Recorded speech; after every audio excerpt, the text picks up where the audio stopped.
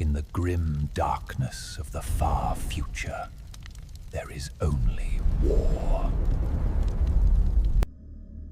Across a galaxy consumed by endless conflict, 1 million worlds burn in the Emperor's name, and countless souls are offered each day to preserve humanity's fading light.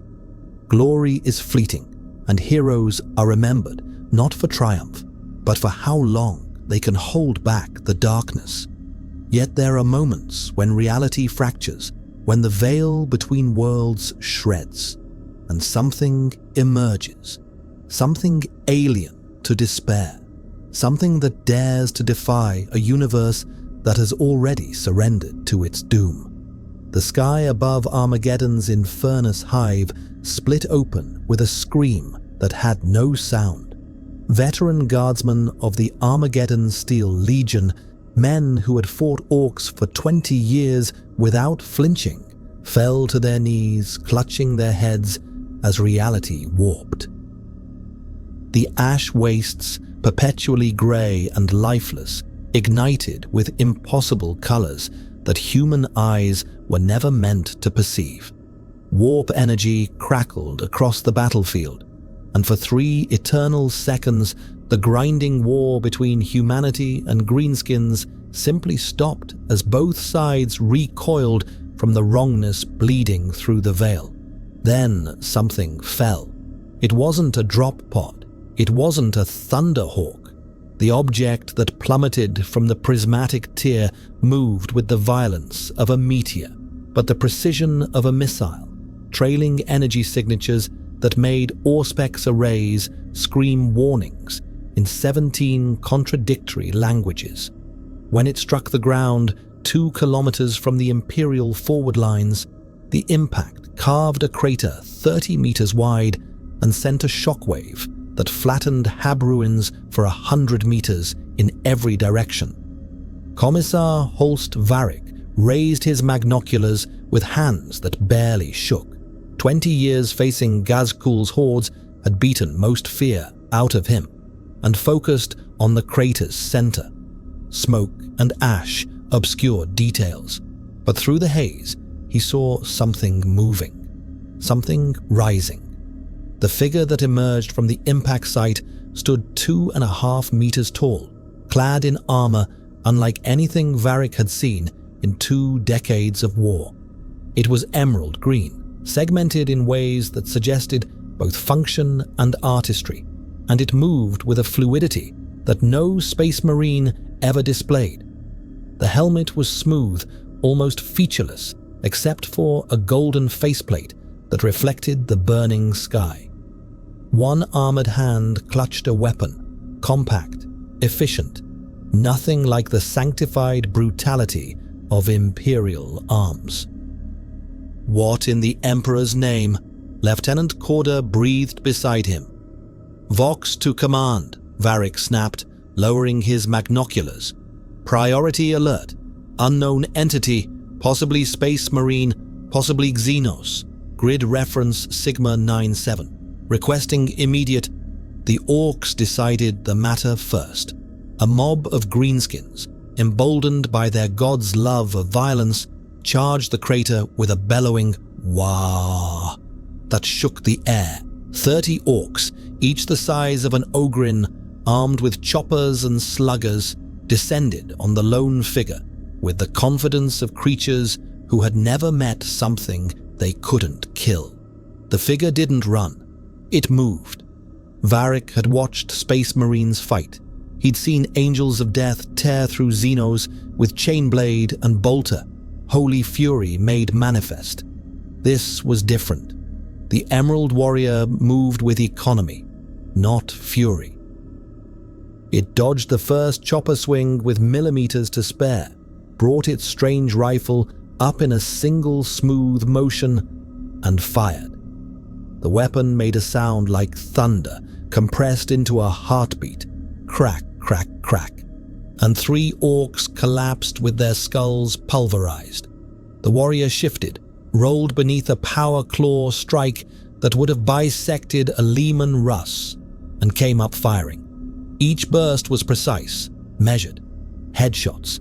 Even against orcs, whose vitality was legendary, headshots worked. The mob crashed against the lone figure, like a green tide against a seawall, and the seawall didn't break. 15 seconds, 30 orcs dead. The figure stood in the center of the crater, weapon still raised, scanning for additional threats. "That's no space marine," Corder whispered. "Too small, too efficient." Varric activated his Vox bead. "All squads, converge on Sigma 97. Whatever that is, I want it alive, if possible. If it's the Emperor's angel, we give it honor. If it's Xenos, we give it the Emperor's justice. Move!" The Steel Legion moved like the well-oiled machine it was. Chimera transports rumbling across the ash wastes, infantry squads advancing in textbook formation.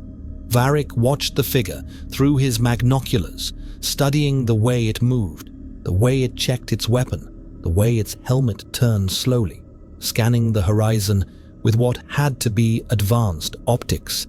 Then the figure collapsed. Not from wounds. Varric saw no blood, no damage to that incredible armor. It simply fell to one knee, then pitched forward onto its faceplate, weapon clattering from its grip. The emerald armor sparked and smoked, energy fields flickering across its surface like dying lightning.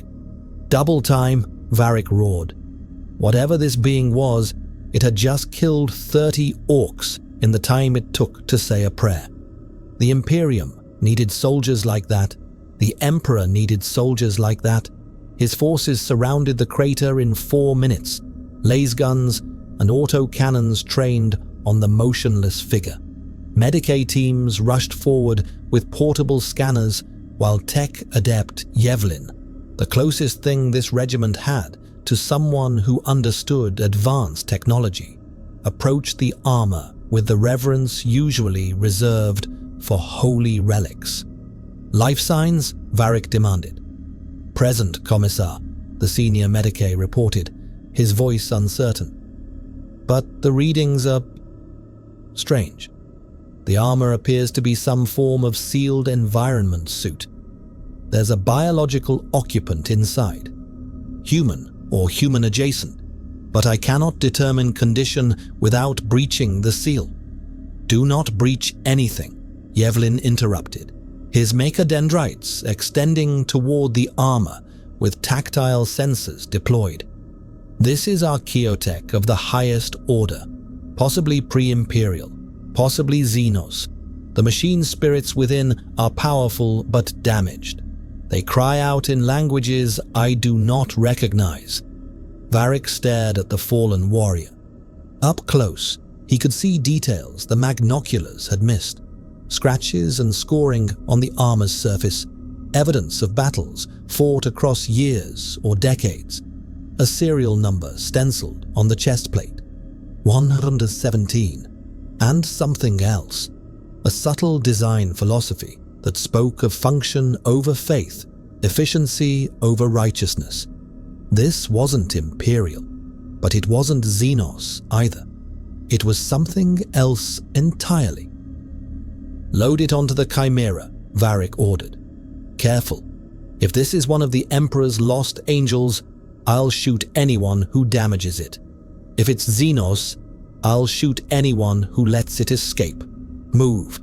As the Steel Legion carefully lifted the armored figure onto a transport, none of them noticed the faint pulse of energy from the helmet systems or the way the armor's internal diagnostics were already beginning repairs, learning and adapting to this strange new universe's physics.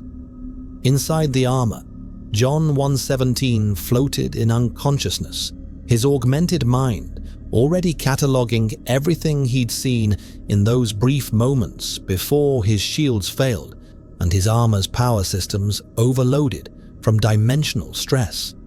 When he woke, he would have questions. So would the Imperium.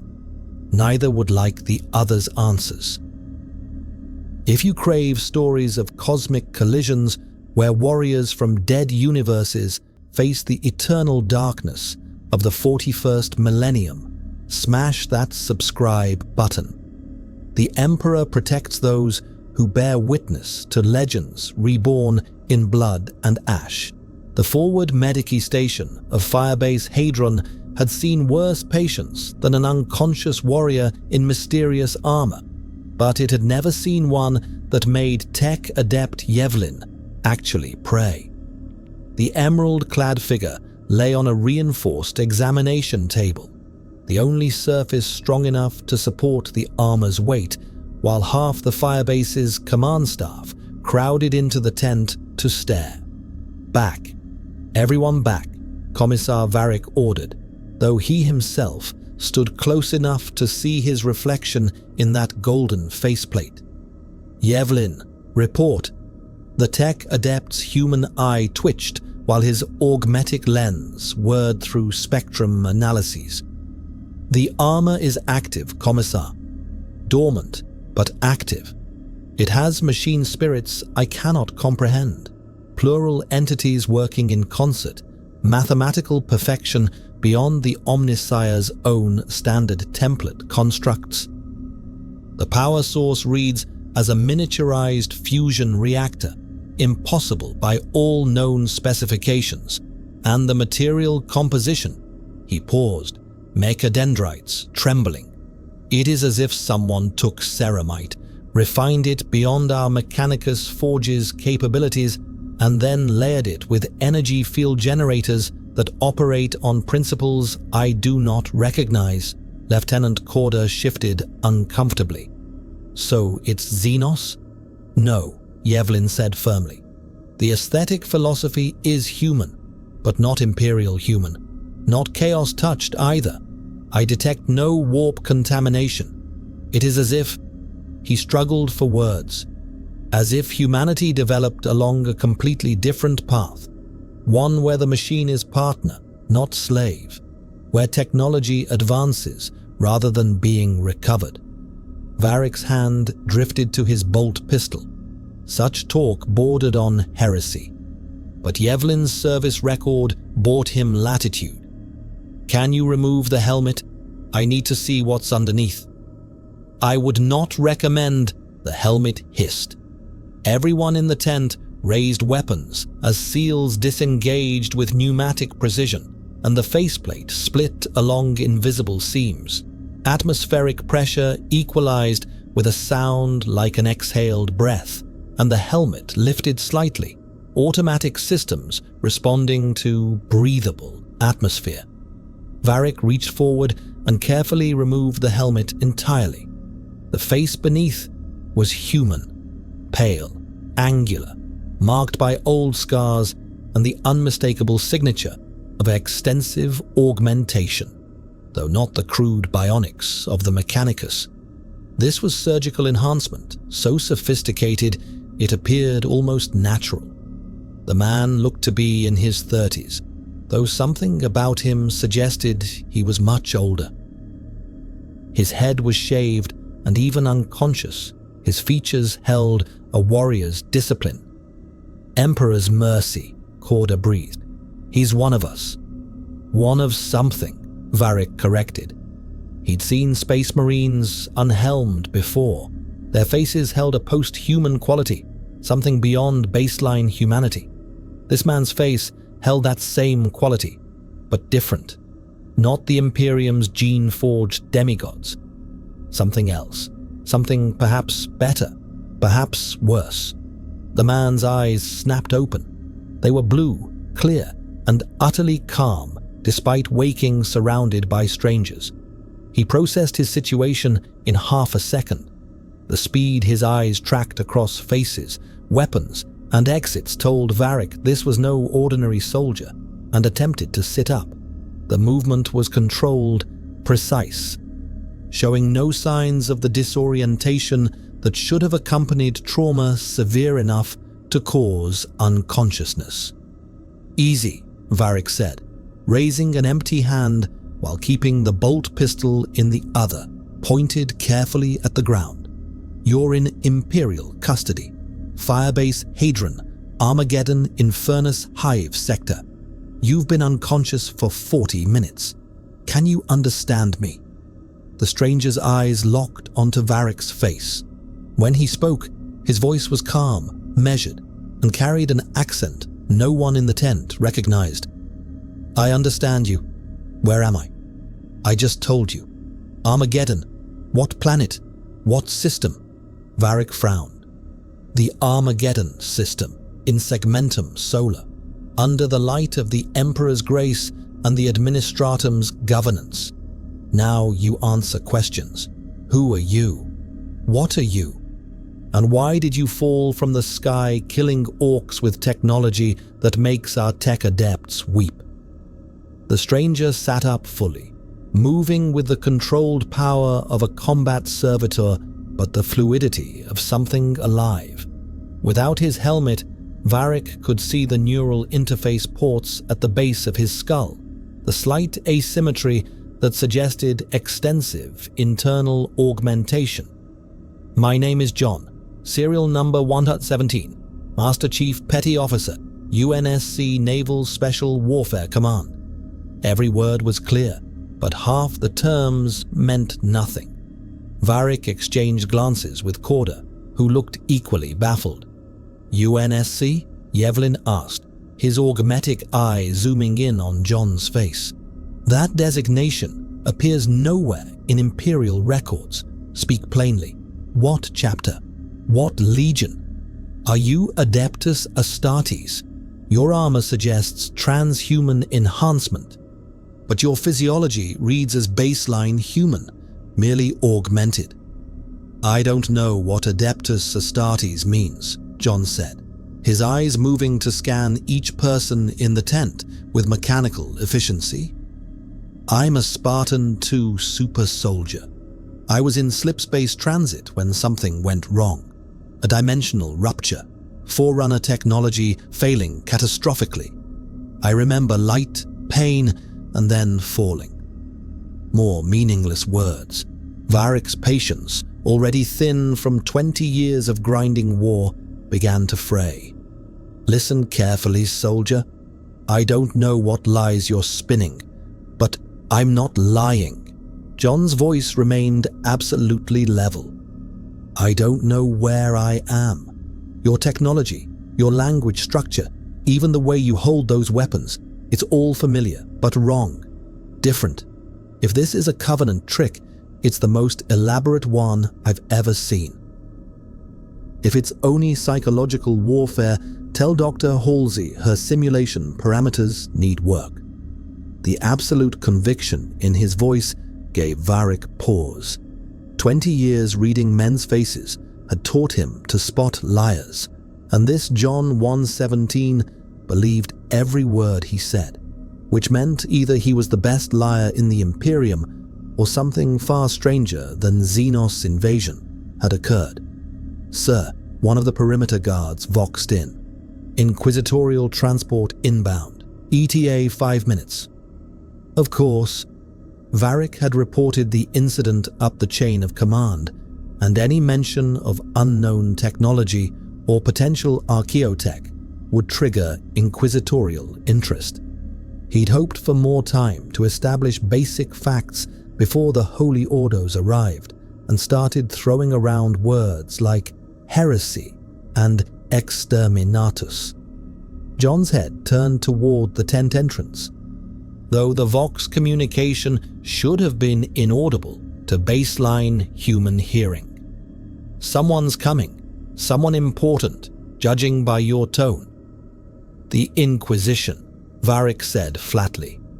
"They'll want to ask you the same questions I just did, but with much less pleasant methods if they don't like your answers. I suggest you think very carefully about how you explain yourself." John 117. "Inquisition." John's expression didn't change, but Varric saw the slight tensing around his eyes. "Combat assessment, threat evaluation, religious authority, military police, both?" "Both. Neither. More." Varric holstered his bolt pistol. If John had wanted to kill them, he'd had opportunities. and crossed his arms. They are the Emperor's left hand, the force that protects humanity from threats without and within. They have absolute authority to investigate, judge, and execute anyone they deem a threat to the Imperium. And right now, you are the most interesting threat on this planet. John processed that information with visible calculation.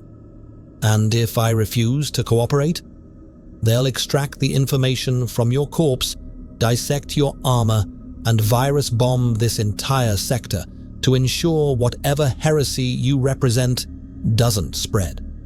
Varric met John's eyes with the flat certainty of a man who'd seen it happen. This is the 41st Millennium, soldier.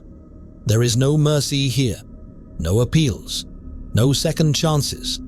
There is only war, and the question of which side you're on. For the first time, something shifted in John 117's expression. Not fear.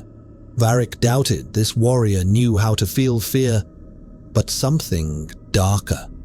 Recognition, perhaps, or memory of something equally grim. Then I'll cooperate, John said quietly. But I need my armor, and I need honest answers about where I am and how to get home. Varric laughed, a bitter sound with no humor in it. Home. In the 41st Millennium, soldier, there is no home. There is only the Emperor's service and the grave that waits at the end of it. Outside, the distinctive roar of an inquisitorial Valkyrie gunship split the ash-choked sky. The Inquisitor arrived like a black star falling to Earth, surrounded by gravity but radiating only cold. Her Valkyrie touched down with precision that spoke of a pilot who'd made 1,000 combat insertions, and when the rear ramp descended, Inquisitor Helena Vex emerged wearing authority like a second skin. She was tall, severe, with iron-grey hair bound in a tight braid and augmetic eyes that glowed faint red in the ash-filtered sunlight. Her power armor was black, trimmed in inquisitorial silver, and bore the seal of the Ordo Xenos on her breastplate. Behind her came 2 bodyguards, sisters of battle, in crimson armor, carrying blessed bolters with the easy confidence of warriors who'd killed in the Emperor's name 1,000 times. Commissar Varric saluted crisply. Inquisitor Vex, we secured the subject as ordered. No additional incidents. Vex's augmetic eyes focused on Varric for a moment, scanning, analyzing, judging, then dismissed him as irrelevant. The alien entity. Where? Human entity, ma'am. Confirmed biological. He's in the Medici tent, under guard. One augmetic eye flickered with what might have been surprise, though Vex's face remained stone. Explain. Varric gestured toward the tent. Better you see for yourself, Inquisitor. Words don't do it justice. The procession moved with military efficiency. Vex in the center, sisters flanking, Varric following at a respectful distance. When they entered the Medici tent, John 117 was exactly where Varric had left him, sitting on the examination table, helmetless, watching the entrance with the patient stillness of a predator conserving energy. Vex stopped 3 meters away, augmetic eyes cycling through analysis modes. You're human? Yes. John's voice remained neutral, offering nothing. But not Imperial. It wasn't a question. I don't know what that means. Vex circled slowly, studying John from multiple angles while her bodyguards kept bolters trained on center mass. Your armor. Techno-heresy of the highest order. Machine spirits that operate without prayer or ritual. Self-repair protocols that suggest artificial intelligence. Power generation that should be impossible. And yet you wear it as if it were common. As if every soldier in your army possessed such marvels. Standard issue for Spartans. John confirmed. MJOLNIR Mark VI powered assault armor, neural interface, energy shield system, enhanced mobility servos. Designed to work with Spartan augmentations for optimal combat effectiveness. Tech adept Yevlin, who'd been hovering near the armor like a moth near flame, let out an involuntary whimper of technological longing. Heresy. Beautiful, perfect heresy. Vex silenced him with a gesture. You speak of mass production, of standardization, of technology advancing rather than being recovered from ancient ruins. Her augmetic eyes narrowed. Either you're the most elaborate Xenos infiltrator I've encountered in 40 years of service, or something has occurred that defies even the Inquisition's experience. I'm human, John repeated, his tone suggesting patience wearing thin. From Earth, Sol System. Born in Elysium City, planet Eridanus II. Conscripted into the Spartan II program at age 6. Augmented at 14. Served for over 30 years against the Covenant, an alien hegemony trying to exterminate humanity. I don't know where I am, but I know I'm not where I'm supposed to be. Vex was silent for a long moment. When she spoke again, her voice carried a weight that suggested she was about to share information that could get her executed for disclosure. The calendar year, by Imperial reckoning, is 998.M41. Approximately 41,000 years since the birth of the man we call the Emperor. Terra. Earth, as you name it, is the throne world of the Imperium of Man, a galactic empire spanning 1,000,000 worlds. There is no Eridanus and Segut in any administratum records, no UNSC, no Covenant in any Xenos threat classification. John's expression didn't change, but Varric saw the slight tension in his shoulders.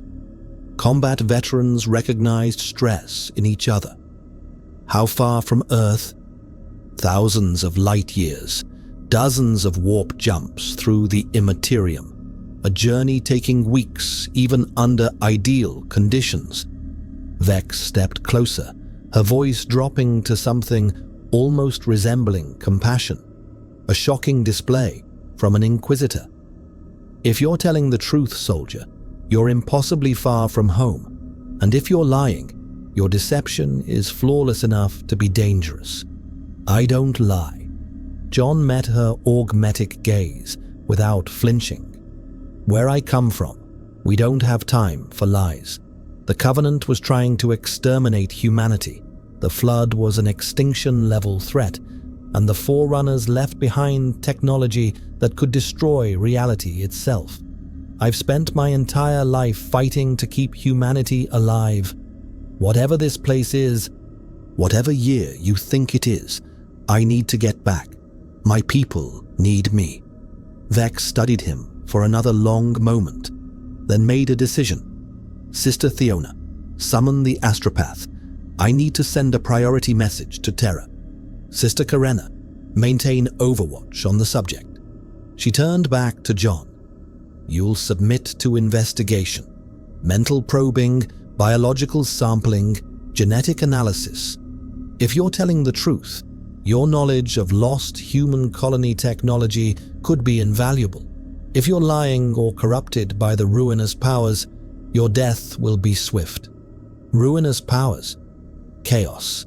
The malevolent entities that dwell in the warp.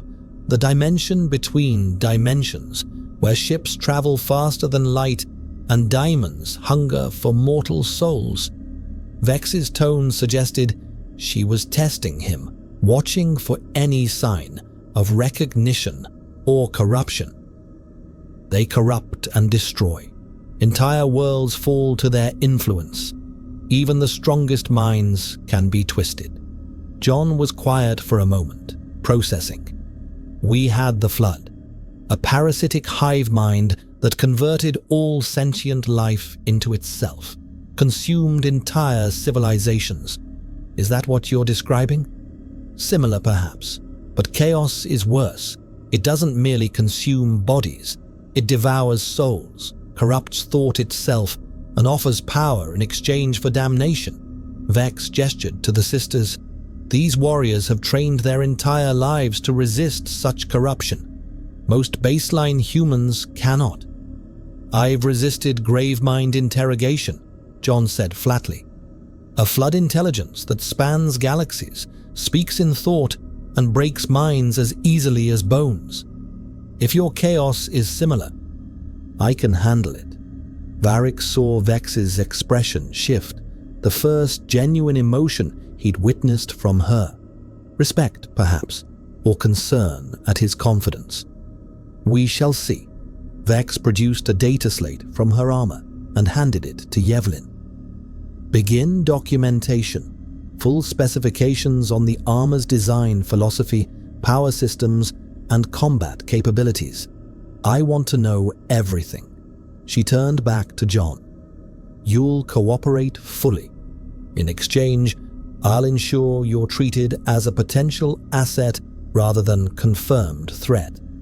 Fair terms? Fair enough. John glanced at his armor, still sitting on the nearby equipment table like a shrine to a dead god. But I'm going to need that back eventually. And ammunition. Your lace guns are efficient, but I prefer rifles that actually kill what they hit. Varric couldn't suppress a surprised laugh. Even guardsmen joked about laser guns being flashlights with delusions of grandeur, but no one said it in front of an Inquisitor. Vex, however, merely raised an eyebrow. Your weapon, the rifle you carried, Tech Adept. Yevlin carefully lifted the MA5D assault rifle, handling it like a religious relic.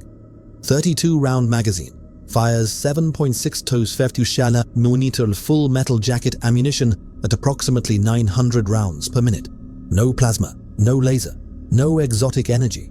Pure kinetic ballistic projection. Primitive by Imperium standards, yet the construction quality.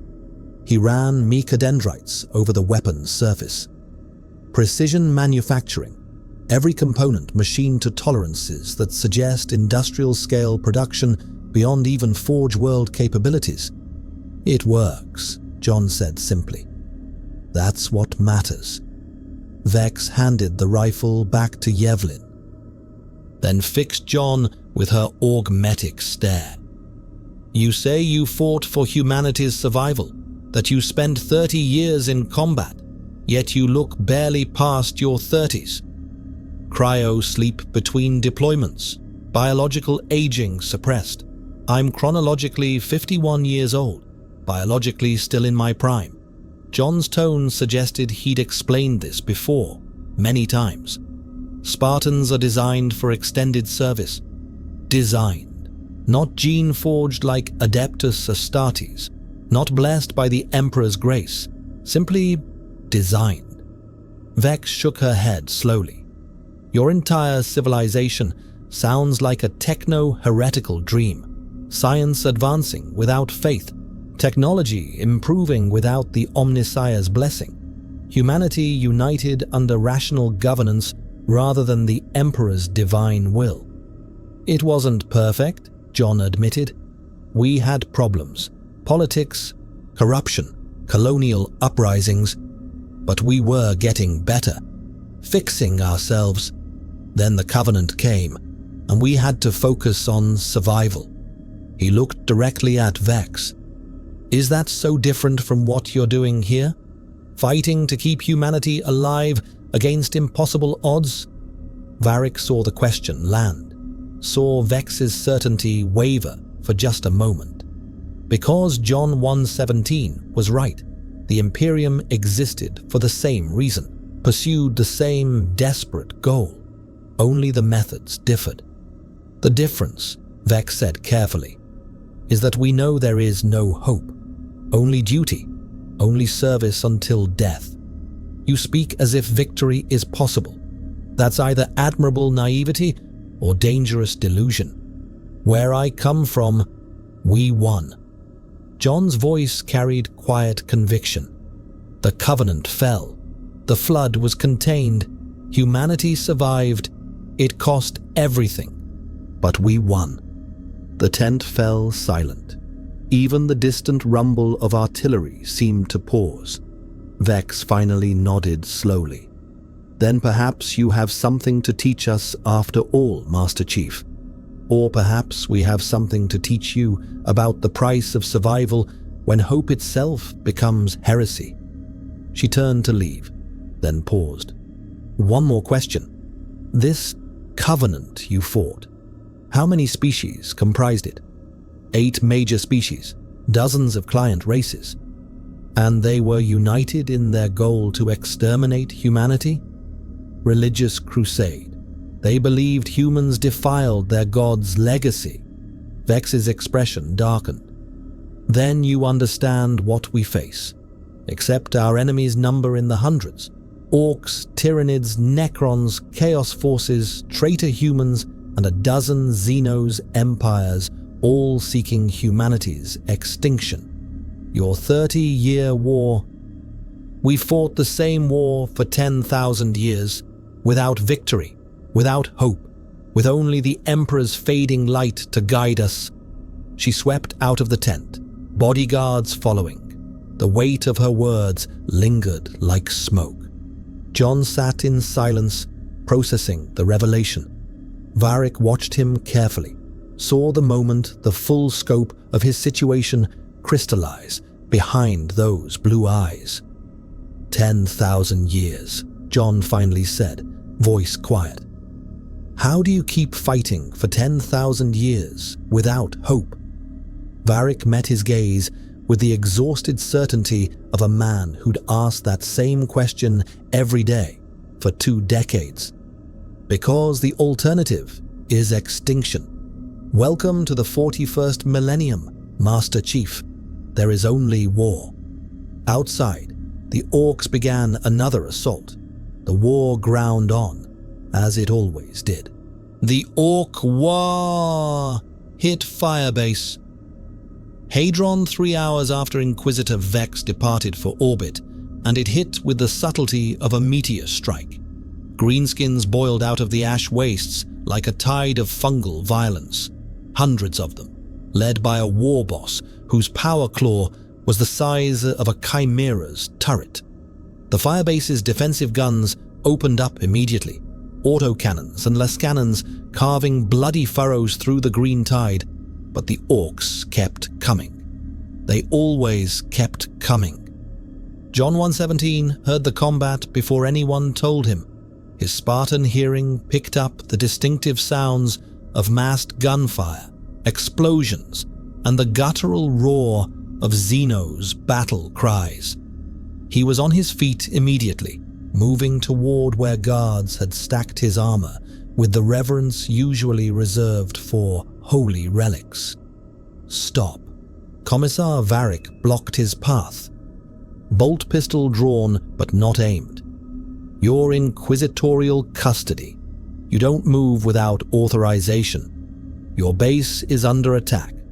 John's tone carried no argument, only statement of fact. I can help. You can die in chains if you try to don that armor without clearance. Varric's eyes were hard. I've seen what happens to prisoners who attempt escape during combat. The Sisters of Battle don't ask questions. They burn first and let the Emperor sort souls later. An explosion rocked the Medici tent, close enough to send dust raining from the canvas ceiling. Somewhere outside, men screamed. John's eyes tracked the sound, calculating distance, threat level, response time. How many soldiers in this firebase? John asked. 300, maybe 250 combat effective after the last rotation. How many orcs? Varric's jaw clenched. Auspex reads 800, maybe more. They don't care about casualties. They fight because they love it. Most of my men will die in the next hour. He said it with the flat certainty of a man who'd watched friends die for 20 years. That's war in the 41st Millennium. John looked at the commissar, really looked at him, saw the exhaustion worn into every line of his face, the resignation in his eyes, the way his hand stayed steady on his weapon, despite knowing the odds. A soldier who'd accepted death so long ago that survival felt like punishment. "It doesn't have to be that way," John said quietly. "Doesn't it?" Varric laughed bitterly. "You fought your war for 30 years and won. Congratulations.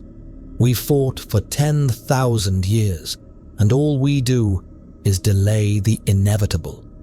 Your hope died the moment you fell into this universe, Master Chief. Best you learn that now." Another explosion, closer, the distinctive sound of a lasgun battery detonating. Men shouting coordinates, calling for decay, screaming the Emperor's name like a prayer and a curse combined. John made his decision.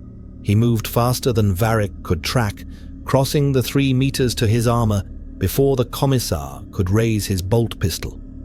His hand found the chest plate's manual release, muscle memory from 1,000 combat deployments, and the MJOLNIR armor responded.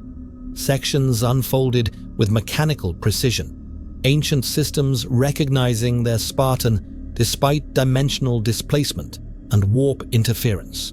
"Stand down," Varric shouted, aiming center mass. "I will shoot you where you stand." John paused, half-armored, and met Varric's eyes. "Then shoot.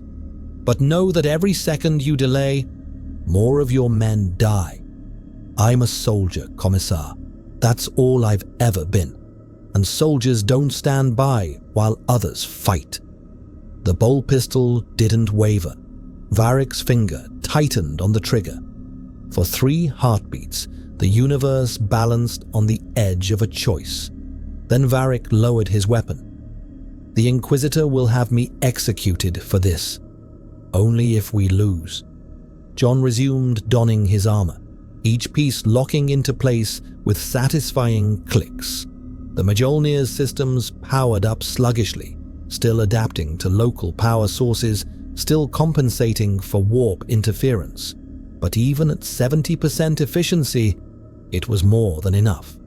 His HUD flickered to life, biosigns registering, motion sensors pinging targets in a crimson wave approaching from the north. 817 hostile contacts.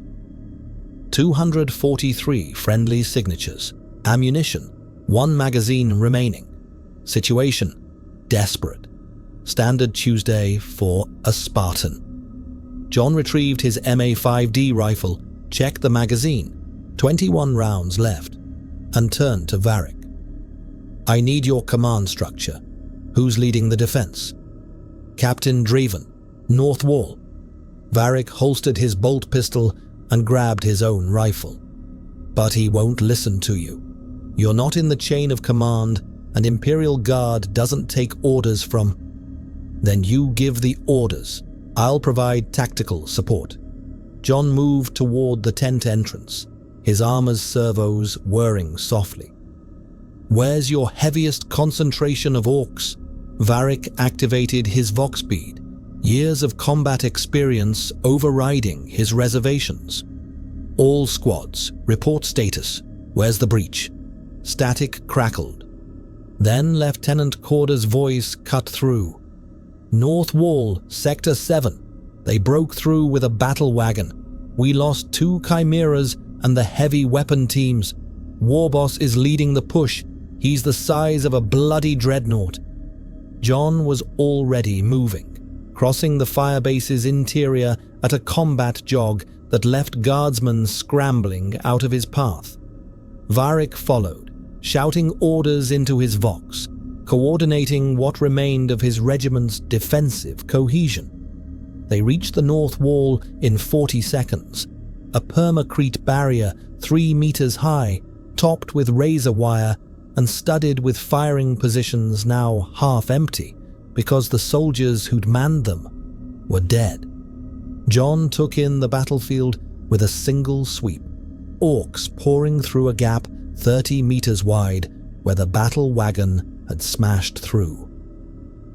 Imperial guardsmen falling back in something that wasn't quite a rout but was desperately close. The war boss, a monster 3.5 meters tall, covered in crude armor and wielding a power claw that crackled with energy, leading the charge personally, bellowing challenges in a language that hurt to hear. 21 rounds in his rifle, 800 orcs, math that didn't work unless he changed the parameters.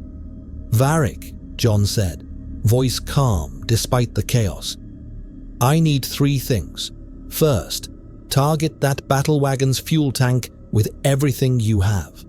Second, concentrate fire on the war boss.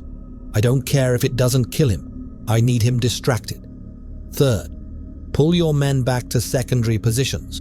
Controlled withdrawal, not a rout." "We hold the line," Captain Draven shouted from further down the wall. His face blackened with soot and his chainsword dripping green blood. "The Emperor demands we stand firm." "The Emperor's not here," John said flatly. "I am. And I'm telling you that line's already broken. Fall back or die pointlessly. Your choice." Draven's face purpled with rage, but Varric stepped between them. "Do it. All squads, fighting withdrawal to secondary positions, heavy weapons, target the battle wagon and keep that war boss suppressed." The guard responded with the discipline of veteran soldiers. Squads leapfrogged backward, maintaining overlapping fields of fire, heavy weapons teams hammering the battle wagon with auto-cannon fire until its fuel tanks finally detonated in a mushroom cloud of flame and shrapnel. 50 orcs died in the explosion, but 300 more just charged through the burning wreckage. Energized by the violence, John assessed his options. No Cortana to provide tactical analysis, no UNSC support, no orbital weapons, no backup. Just him, damaged armor, a nearly empty rifle against an army of Xenos who loved fighting more than breathing. He'd faced worse odds on reach. John vaulted over the wall, dropping 3 meters to land in a crouch that cracked permacrete and opened fire. 21 rounds, 21 orcs dropped with precision headshots. Trigger discipline honed across 3 decades, turning ammunition scarcity into tactical advantage. The rifle clicked empty and John discarded it, trusting the guard would recover it. The orcs saw him, saw the emerald armor, the golden faceplate, the way he moved through their ranks like death given form. The nearest greenskin, a knob with a chopper the size of a door, charged with a bellow of joy.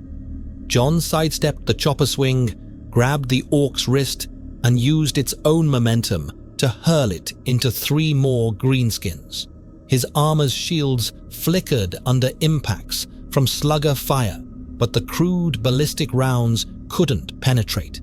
He moved through the orc mob like a scalpel, targeting leaders, disrupting formations, creating chaos in their charge.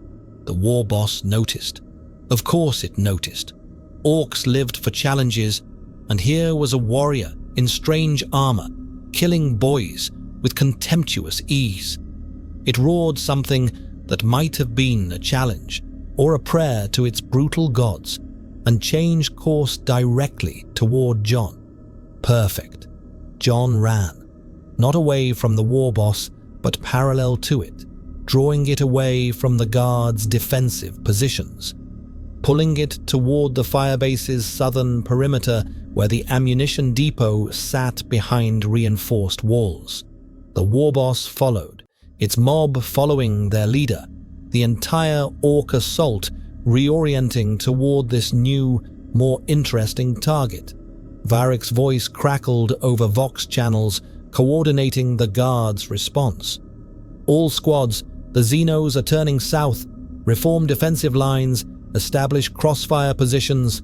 Emperor's teeth, what is he doing? What John was doing was fighting Covenant tactical doctrine. Draw the enemy leadership into a kill zone, eliminate command structure, watch the army collapse into chaos. Orcs weren't Covenant, but some principles were universal. He reached the ammunition depot's outer wall, turned, and waited. The warboss charged, power claw raised, confidence absolute. Behind it, 300 orcs howled their approval. John's shields had recharged to 40%. His armor's power systems were fluctuating but operational. His combat assessment calculated odds, angles, timing. The warboss swung. John ducked under the power claw, feeling the air ionize above his helmet, and drove an armored fist into the creature's knee joint. Bone and metal crumpled. The warboss staggered, shocked that something so small could hurt something so large.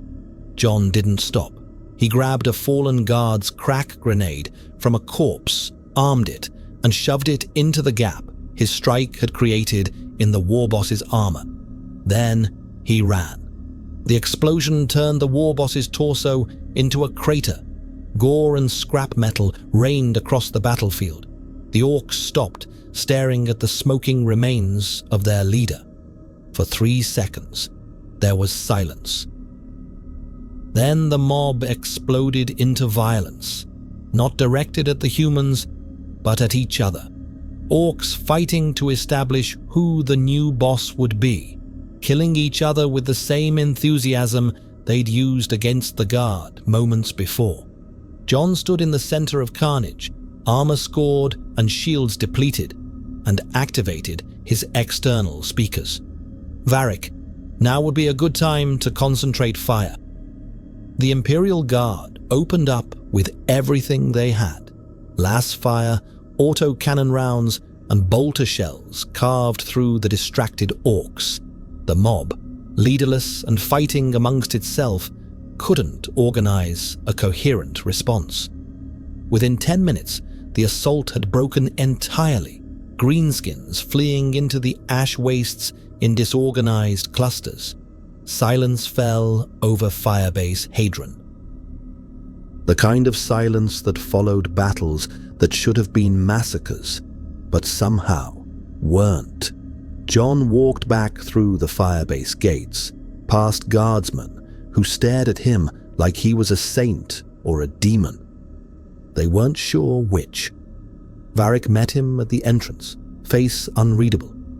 243 defenders, the commissar said quietly. 17 casualties, 17, against 800 orcs. He shook his head slowly. In 20 years, I've never seen anything like that. Basic tactical doctrine, John replied. Eliminate enemy leadership, exploit disorganization, concentrate fire on disrupted targets. Basic. Varric laughed, the sound edged with hysteria. You just rewrote the tactical manuals of the Imperial Guard with basic doctrine. Captain Drivan approached, chainsword still in hand. His expression a mixture of awe and fury. That was... You can't. The Codex Imperialis doesn't... The Codex didn't save your men, John interrupted. Adaptation did. Before Draven could respond, Inquisitor Vex's voice crackled over the Firebase's Vox system, cold and precise. Commissar Varric, explain why my prisoner is covered in Xenos blood and why your Firebase is still standing when all tactical projections predicted total collapse. Varric met John's gaze, decision made. Because the Emperor sent us an angel, Inquisitor, one who doesn't know he's supposed to fail. The Vox was silent for a long moment. Then, secure the subject. I'm returning planetside. And Commissar, we need to have a very long conversation about heresy, faith, and why you're not dead yet. The connection cut. John removed his helmet, ash-choked air burning his lungs. and looked at the guardsman staring at him with something uncomfortably close to worship. This wasn't what he'd wanted. He was a soldier, not a symbol. But in the 41st millennium, perhaps that distinction didn't exist.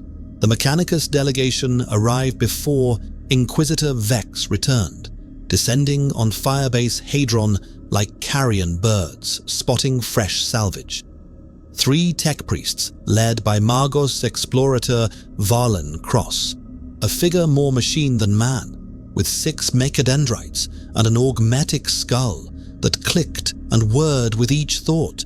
They swept past Commissar Varric without acknowledgement, their attention fixed entirely on John 117 and the armor he wore.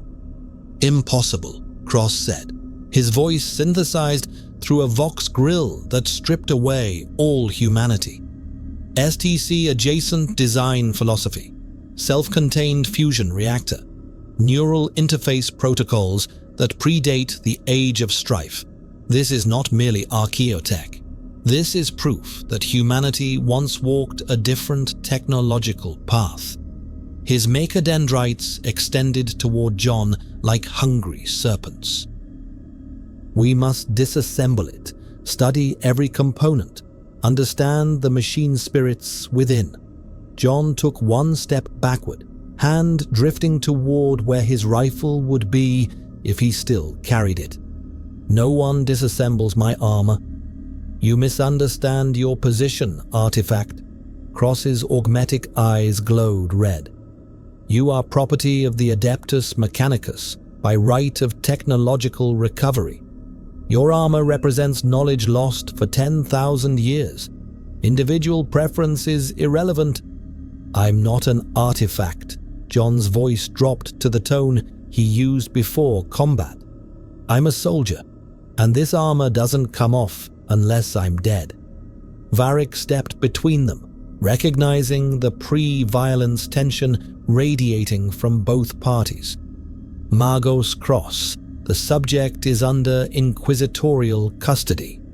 You'll need to coordinate with Inquisitor Vex before..."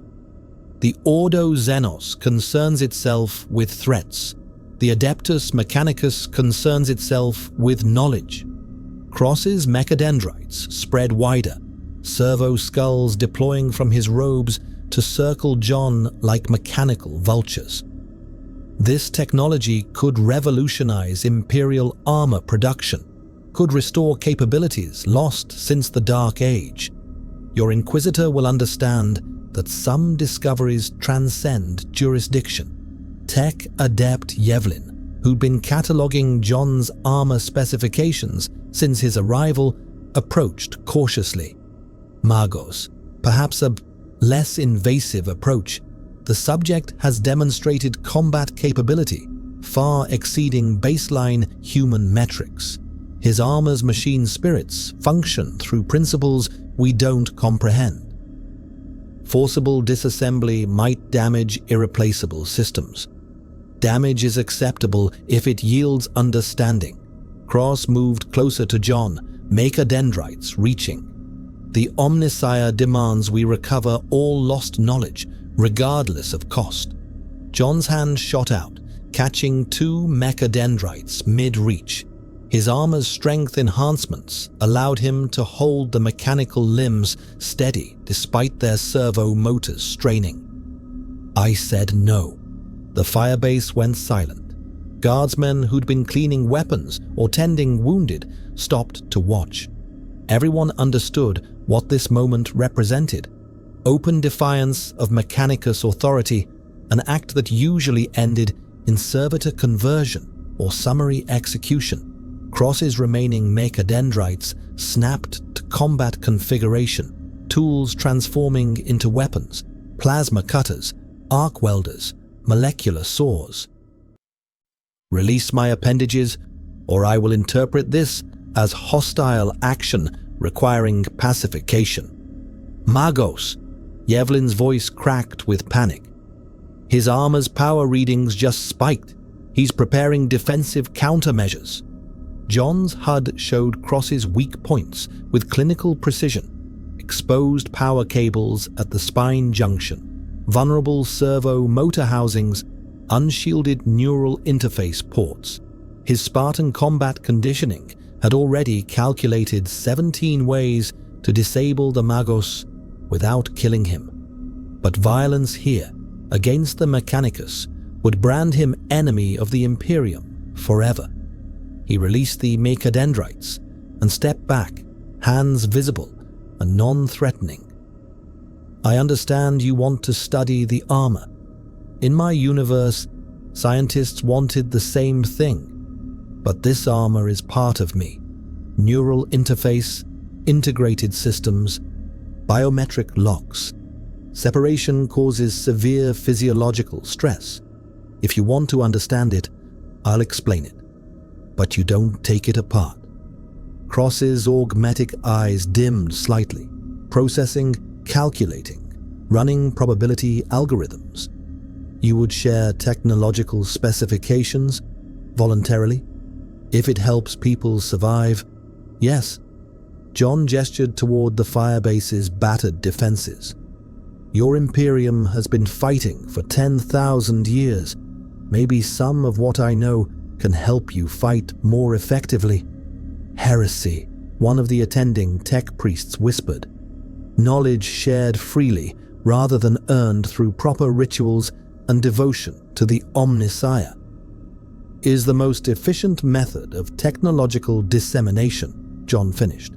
Where I come from, we shared tactical data, weapon specifications, defensive strategies across every branch of military, unity through information. It kept us alive. Cross was silent for a long moment, Mechadendrites slowly retracting.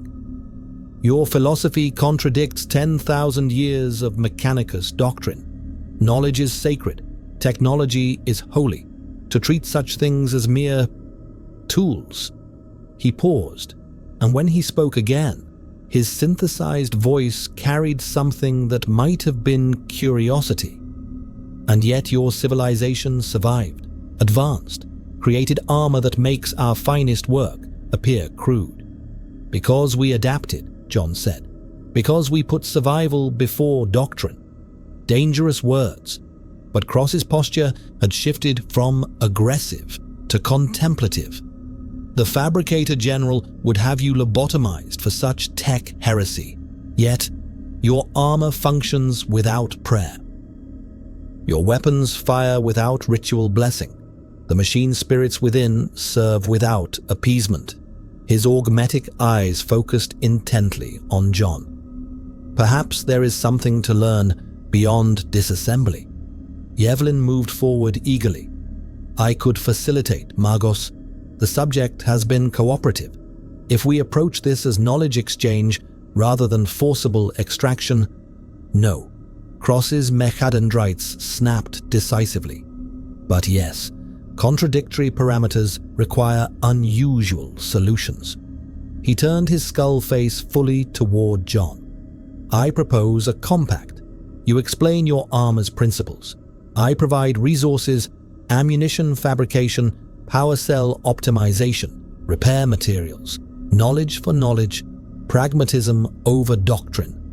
That's tech heresy, Magos, the other tech priest protested, which the Fabricator General need never know about if you value your current organic components. Cross's threat was casual, absolute.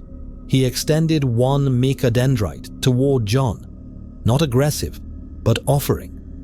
Do we have agreement? John studied the mechanical limb, understanding what acceptance meant. Alliance with the Mechanicus, however informal, would tie him deeper into this Imperium's power structures, but it would also give him access to resources, to understanding of this universe's technology, to tools that might eventually help him find a way home. He grasped the Mechadendrite. Agreement. But first priority is keeping your soldiers alive. Your weapons are inefficient. Your tactics are rigid. Your casualty rates are unsustainable. Acceptable losses by Imperial standards, Cross said. 10,000 guardsmen die daily across the Imperium. Replaceable resources. People aren't resources. John's voice hardened. They're soldiers. They deserve better than being thrown away. Sentiment. Emotional attachment to baseline humans. Cross's augmetic eyes brightened. Fascinating. Your augmentations clearly failed to remove such inefficient psychological responses. Or perhaps, he paused, processing. Perhaps that was intentional. Spartans designed to care about those they protect. Unusual optimization, but tactically sound for maintaining morale and unit cohesion. It's called humanity, John said quietly. Where I'm from, we never forgot that soldiers are people first. Then your civilization was either blessed or doomed by such philosophy. Cross retracted his maker dendrite. We shall discover which through experimentation. Come, my laboratorium is equipped for detailed analysis and fabrication. We begin immediately. As Cross swept toward the Mechanicus transport, Varric approached John with an expression caught between respect and concern. You just negotiated with the Adeptus Mechanicus. Do you understand how rare that is? How unprecedented? I negotiated with Oni Section 3 commanders and Covenant fleet masters, John replied. Compared to those, this was straightforward. The Inquisitor won't see it that way. She'll view your agreement with Cross as potential tech heresy, as collaboration with forces that might corrupt you. Varric's weathered face showed genuine worry. You're making powerful allies and powerful enemies simultaneously. Standard operating procedure. Varric laughed despite himself. Emperor's throne, you really are from somewhere else. Here, Master Chief, we have a saying. Hope is the first step on the road to disappointment. You might want to learn that before you try changing 10,000 years of doctrine. John looked across the firebase at guardsmen who'd survived because he'd adapted Imperial tactics, at walls still standing because he'd refused to accept inevitable defeat, at soldiers watching him with expressions mixing awe and confusion. Hope isn't about changing everything, he said. It's about proving that one person, in one moment, can make a difference. Everything else builds from there. He followed Cross toward the Mechanicus transport, leaving Varric staring after him with an expression no commissar should wear. The dangerous, terrible expression of a man who just remembered what it felt like to believe in something. Above Firebase Hadron, an inquisitorial shuttle broke through the ash-choked clouds, descending toward a reckoning that couldn't be delayed any longer. Inquisitor Vex's shuttle touched down with the kind of precision that suggested barely controlled fury. When the boarding ramp descended, she emerged with both Sisters of Battle flanking her, their bolters held in parade rest, a position that could shift to combat readiness in a heartbeat. Behind them came someone John hadn't seen before, a man in ornate power armor, decorated with purity seals and religious iconography, carrying a chainsword that hummed with active teeth. Chaplain Mordrin of the Black Templars, Varric muttered to John. Emperor's teeth. She brought a space marine. John studied the chaplain with tactical assessment. The armor was bulkier than MJOLNIR, less streamlined, covered in devotional scripture and skulls. The man inside stood perhaps 2.5 meters tall, gene-forged transhuman, similar to Spartan augmentation but achieved through different methodology. His skull-faced helmet turned toward John with the focus of a predator identifying prey. Vex stopped 3 meters away, her augmetic eyes cycling through analysis modes. Commissar Varric, you armed my prisoner, allowed him to engage in combat, and then permitted Mechanicus contact without authorization. Explain why I shouldn't execute you for gross dereliction. Varric snapped to attention, his voice steady despite the death sentence hanging in the air. Because the base would have fallen otherwise, Inquisitor. 17 casualties instead of 243 dead. The Master Chief proved himself an asset, not a threat. That assessment is not yours to make. Vex's attention shifted to John. You negotiated with Magos Cross. What did you promise him? Knowledge exchange, John replied evenly. Tactical and technical information in return for fabrication resources and repair materials. No weapons technology that could be weaponized against the Imperium. No classified UNSC strategic data, just basic engineering principles and combat doctrine. Basic engineering principles that could revolutionize Imperial armor design. Combat doctrine that defeats 800 orcs with minimal casualties. Vex stepped closer, her voice dropping to something almost dangerous. Do you understand what you've done? The Mechanicus will dissect every word you speak.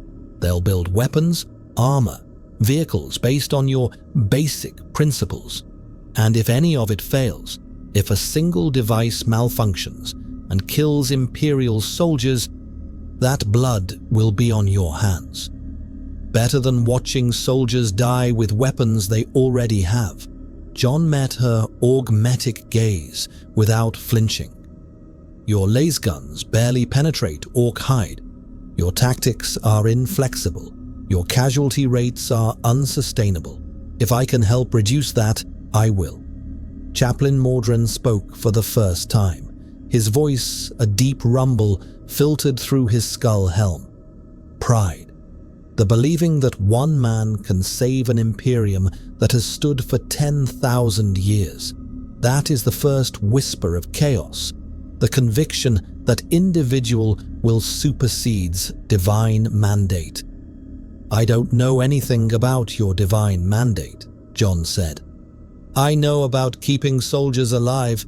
That's what I do.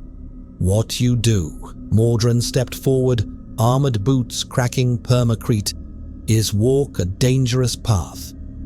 The Emperor teaches us that duty requires sacrifice, that to save humanity, we must be willing to spend lives like ammunition. You preach a different gospel, one that values individual survival over collective necessity. Both can be true. John didn't back down, despite the Space Marine's size advantage. You can value life and still make hard choices. You can try to minimize casualties while accepting that some deaths are inevitable. Where I'm from, we called it being professional soldiers, not zealots. The skull helm tilted slightly. Zealotry is the difference between survival and extinction. Faith is the armor that protects us when technology fails. Mordrin's hand rested on his chainsword's hilt. The Imperium does not need another philosophy. It needs obedience, unity of purpose. The strength that comes from surrendering individual will to the Emperor's divine plan. Surrendering will is how you create slaves, not soldiers. John's tone remained level, but something hardened in his voice. I fought alongside soldiers who believed in something greater than themselves, Marines who knew they were going to die but chose to fight anyway because it mattered. That's not surrender. That's choice. And choice makes warriors effective, not blind obedience. Varric made a quiet sound of distress. Talking back to an Inquisitor was dangerous. Contradicting a Space Marine chaplain was suicidal. Mordrin's chainsword activated, teeth screaming to life. You speak heresy wrapped in reason. That makes you more dangerous than simple corruption. He turned to Vex. This one will poison our ranks with doubt. Better to end him now. before his philosophy spreads. Vex raised a hand, stopping the chaplain's advance. Master Chief, you've been in my custody for less than a day. In that time, you've engaged in unauthorized combat, negotiated with the Mechanicus, contradicted Imperial doctrine, and now you're debating theology with a space marine.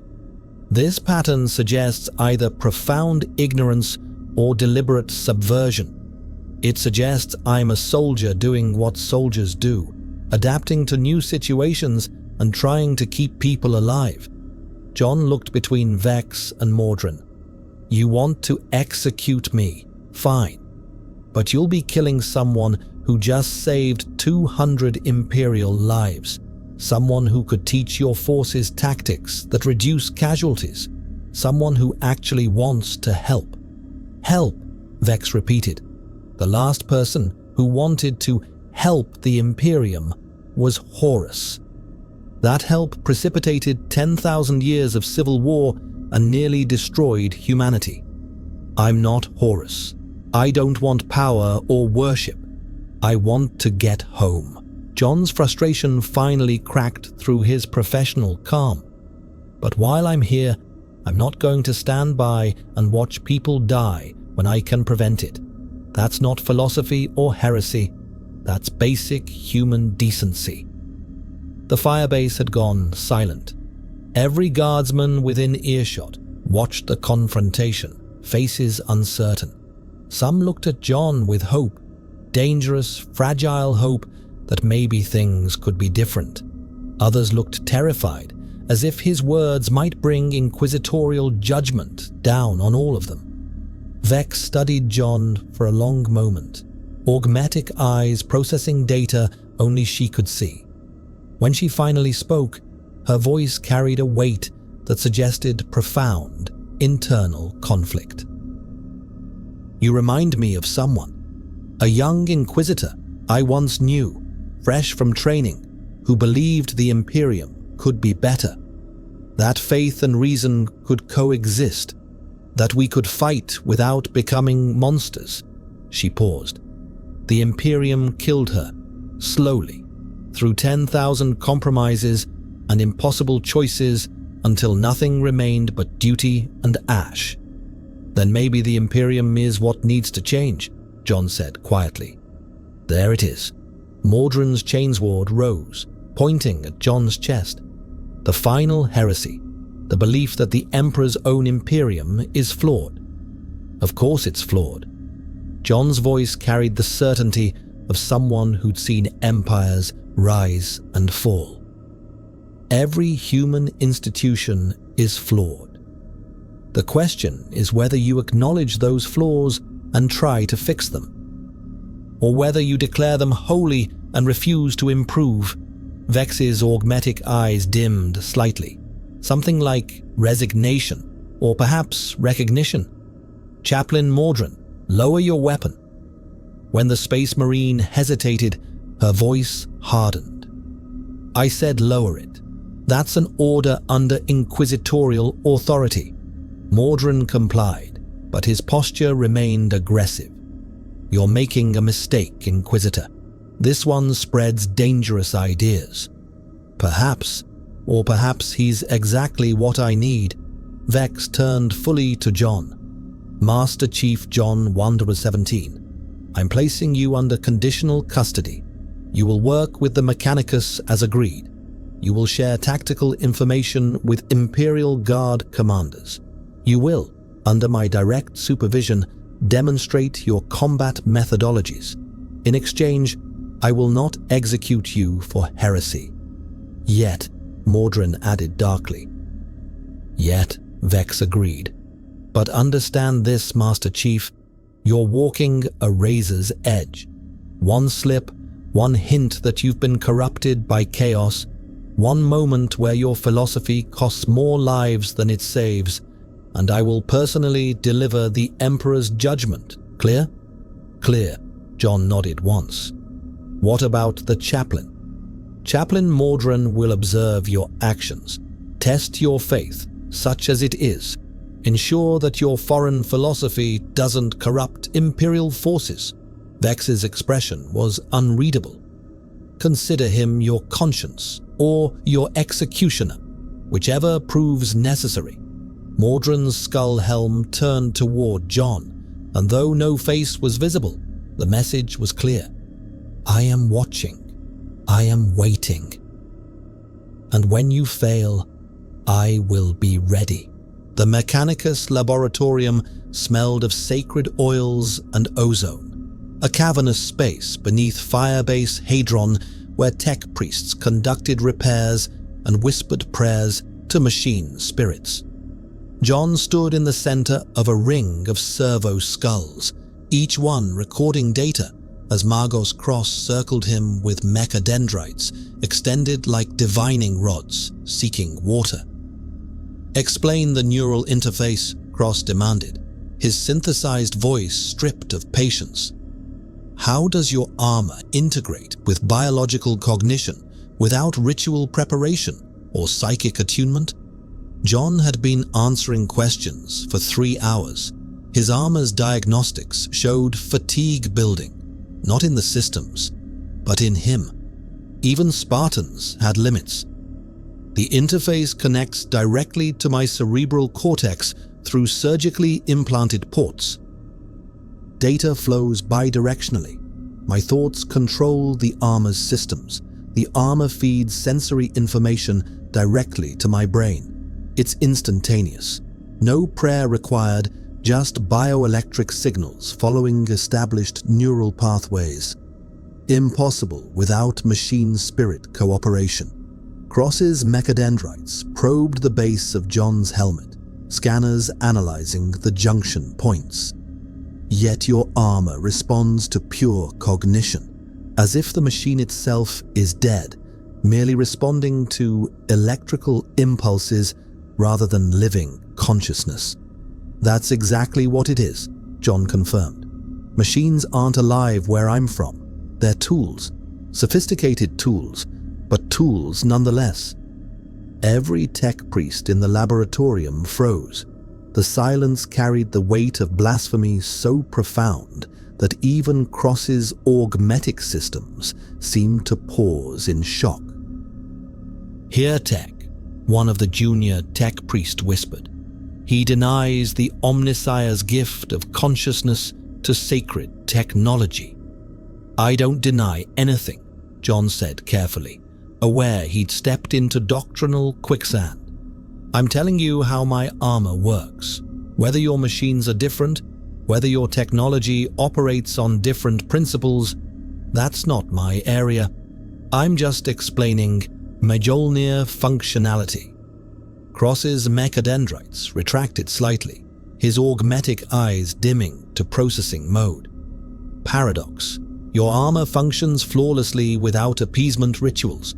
Our technology requires prayer, maintenance rites, and careful propitiation of machine spirits, yet both achieve similar results through contradictory methodologies. He moved closer. Unless the difference is not in the machines themselves, but in the universe that contains them. What do you mean? John asked. The warp. Cross's voice carried something approaching excitement, a disturbing emotion from a being more machine than man. The immaterium bleeds into our reality. It touches everything, influences everything. Our machines develop consciousness because the warp's presence grants them animating force. But you. His mechadendrites extended again, sensors reading energy signatures invisible to human perception. You arrived through dimensional rupture. Your armor was forged in a universe where the warp does not touch reality, where machines are truly dead, merely responding to physical laws without metaphysical interference. That's speculation, Tech Adept Yevlin said cautiously. We have no proof that we have perfect proof. Cross gestured toward John. He stands before us. His armor functions here, in our reality, but its machine spirits remain dormant because they never existed. It is Archaeotech from a universe that never fell to Old Night, where humanity's technological progression followed pure rational principles rather than being corrupted by warp influence. The laboratorium erupted in binary cant, tech priests arguing in their sacred language of clicks and electronic pulses. John's translation software couldn't parse it, but he recognized scientific debate when he heard it, even filtered through religious terminology. The argument ended when Chaplain Mordrin entered the laboratorium, his massive armored form casting shadows across workbenches crowded with sacred instruments. Tech priests scattered like robed scavengers fleeing a predator. Magos Cross, Mordrin's voice resonated from his skull helm. I would speak with your subject, alone. Cross's mechadendrites twitched with barely suppressed frustration. We were conducting critical analysis, which can resume after I determine whether this being's soul is pure or corrupted. Mordrin's hand rested on his chainsword meaningfully.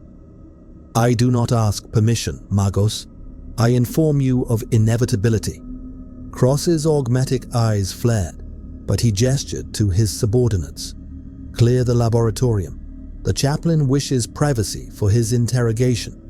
The way he emphasized interrogation suggested he expected John would leave the conversation either enlightened or dead. The tech priests filed out with reluctance, leaving John alone with the Space Marine. Mordrin circled him slowly, each step deliberate. Armor servos whispering hymns of war. You do not pray, Mordrin stated. I have observed you for 6 hours. Not once have you offered thanks to the Emperor. Not once have you acknowledged the divine protection that keeps you breathing. I don't know your Emperor, John replied. Where I'm from, we believed in humanity's strength, not divine intervention. Faith is not about knowledge. It is about submission to truth greater than yourself. Mordrin stopped directly in front of John, skull helm angled downward. You speak of soldiers choosing to fight, but choice without faith is merely pride. The belief that individual will matters in a universe of gods and demons. Individual will is all that matters. John met the skull helm's empty eye sockets. Faith that demands you stop thinking, stop questioning, stop trying to improve. That's not faith. That's surrender. Surrender is what spares us from chaos. Mordrin's voice dropped lower. You do not understand what we face. You speak of orcs, of conventional warfare. But the true enemy is not Xenos or traitor.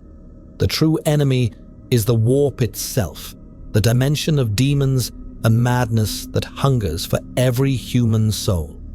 Faith is the armor that protects us. Doubt is the crack through which corruption enters. Then how do you improve? How do you adapt? John challenged. If questioning is dangerous, if thinking critically opens you to corruption, then you're trapped, unable to evolve, unable to fix what's broken. We are not broken. We are eternal. Mordrin's chainsword activated, teeth screaming. And I begin to suspect you are exactly what I feared, a vector for corruption so subtle it appears reasonable. John's hand moved toward where his sidearm would be, but his weapons were secured elsewhere. Against a Space Marine in full armor with an active chainsword, he was outmatched. You're wrong. Prove it. Mordrin deactivated the chainsword and Mag locked it to his hip. Tomorrow, you will accompany my squad on patrol. Orc territory, high probability of contact. I will observe how you fight, how you react under pressure, whether your philosophy survives when death becomes inevitable. And if I pass your test, then perhaps you are merely naive rather than corrupted. But Master Chief, Mordrin leaned closer, his armored bulk overwhelming. If I detect even the slightest taint of chaos, if your soul shows corruption's fingerprints, I will kill you myself. Space Marine 2 Soldier. No trial, no mercy. The Emperor's judgment delivered personally. Understood. John held his ground, despite every tactical instinct screaming to retreat from the transhuman threat. But Chaplain, where I come from, we had a saying: keep your eyes open and your head down.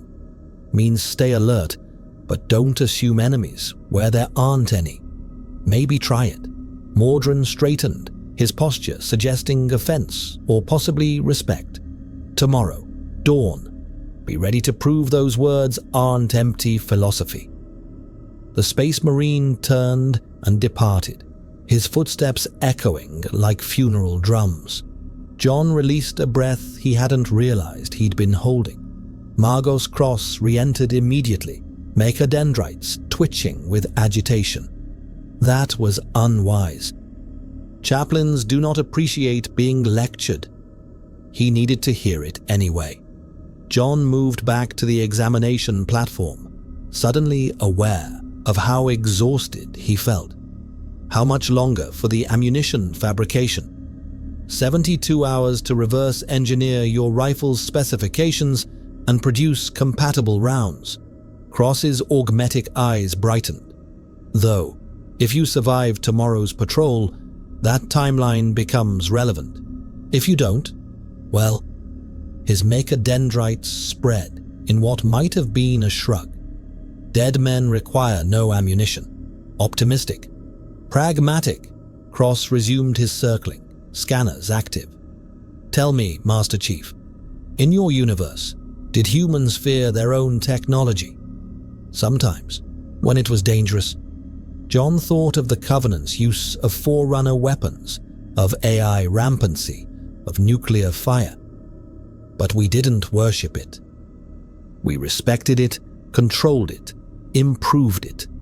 Fascinating. Here we fear improvement itself, because every innovation could be corruption.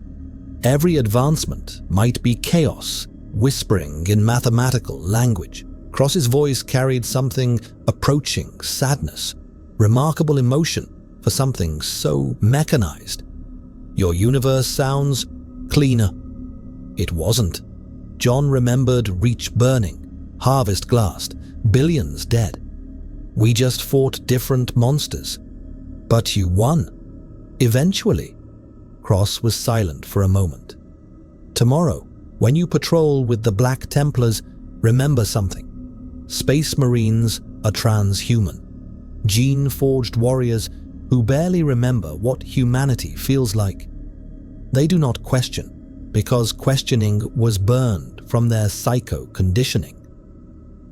You cannot convince Mordrin with logic. Then what convinces him? Results. Cross's mechadendrites retracted. Show him your philosophy works. Show him that questioning and faith can coexist. Show him something beyond 10,000 years of grinding dogma. His augmetic eyes dimmed. Or die trying. Either way, I'll have fascinating data.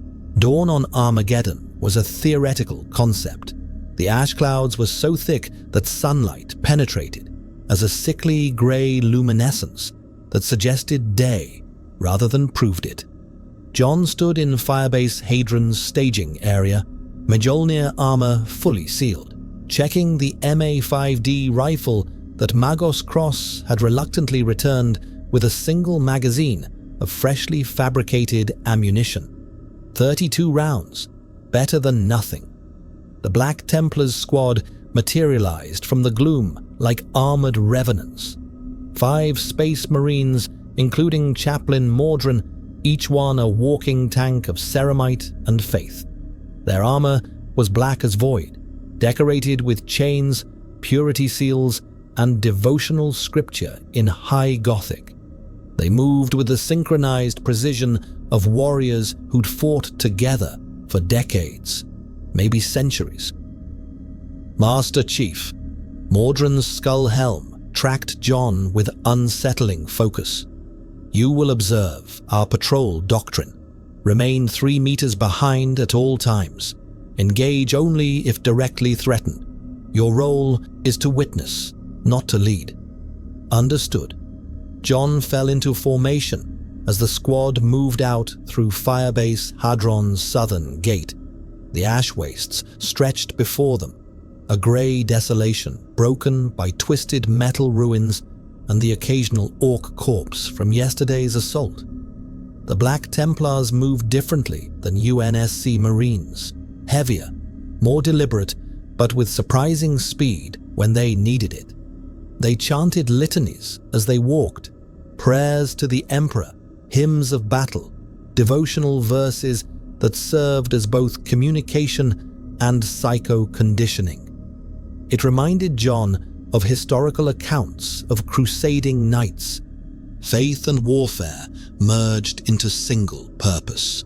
Brother Sergeant Grimwald led the patrol, a massive warrior carrying a thunder hammer that crackled with power fields. He paused at a ruined manufactorum, raising a fist, universal signal for halt. His armor's vox crackled. Contact, orc tracks, fresh, 30 specimens, moving east toward salvage sites. Mordrin moved forward, examining the tracks with practiced assessment. We pursue. Cleanse the Xenos before they establish position. He turned to John. This is our methodology. Find the enemy. Close with the enemy. Destroy the enemy. No complex tactics, no hesitation. Only faith and fury. The squad advanced, following tracks through ash drifts and burned-out structures. John's motion tracker picked up the orcs before visual contact. 32 signatures ahead, clustered around what looked like a crashed Imperial transport.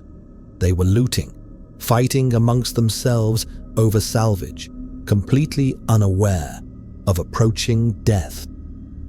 Standard assault formation, Grimwald ordered. Brother Tychus suppressing fire. Brothers Mordrin and Valens close assault. Brother Kale and I will anchor. For the Emperor. For the Emperor, the squad roared in unison and charged. It was glorious, terrifying, and tactically unsound. The Black Templars hit the orc position like a ceramite avalanche. Bolters roaring, chainswords screaming, Thunderhammer pulverizing green flesh into paste. They fought with absolute conviction, each Space Marine worth 10 baseline humans in raw combat capability. But John's tactical analysis identified problems immediately. No suppressing fire coordination. Brother Tychus fired his bolter on full auto, but he wasn't forcing orcs into kill zones. He was just making noise. The close assault was ferocious, but disorganized. Mordrin and Valens were getting in each other's way, both trying to reach the same orc knob simultaneously. And the anchoring position that Grimwald established left their left flank completely exposed to a counterattack that would come if John's motion tracker screamed warning. 30 additional contacts approaching from the east, orc reinforcements drawn by combat noise, moving to flank the Space Marines' exposed position. Contact left, John shouted, bringing his rifle up. 30 orcs, 200 meters and closing. Grimwald's response was immediate, but wrong. Reform on me. Defensive circle. A defensive circle against 60 orcs would hold. Space Marines were that good. But it would cost casualties and waste ammunition. John's Spartan tactical conditioning offered better solutions instantly. Negative!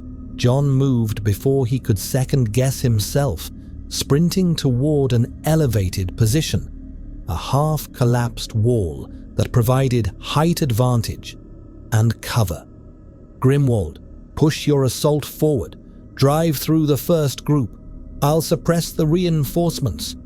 "You do not give orders to," Mordrin started. "Do it." Grimwald's combat experience overrode doctrine. "Brothers, forward.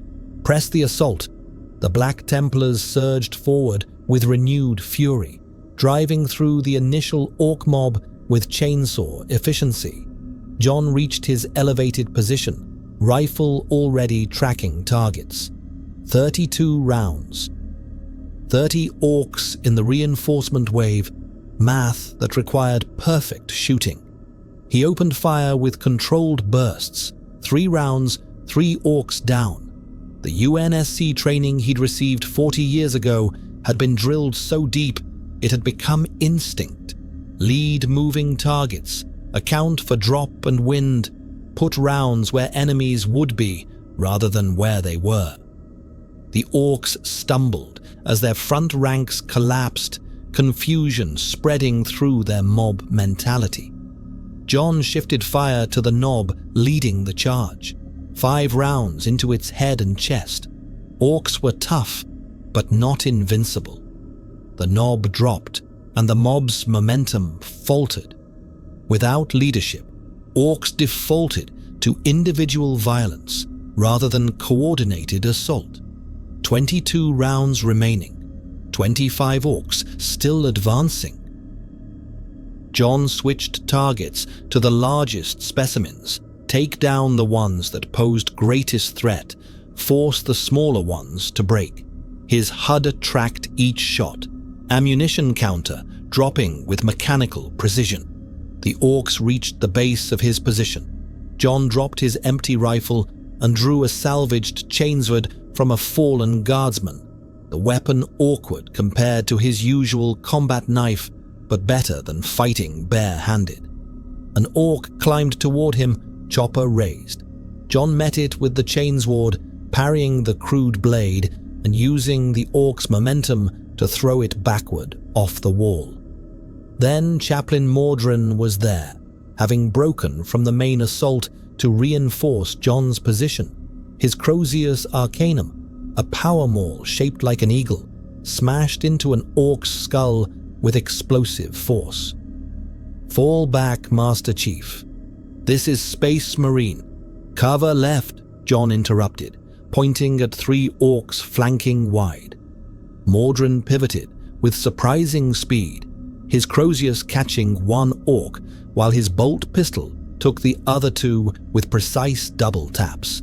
They fought together for perhaps 30 seconds, Spartan and Space Marine, different philosophies united by immediate necessity.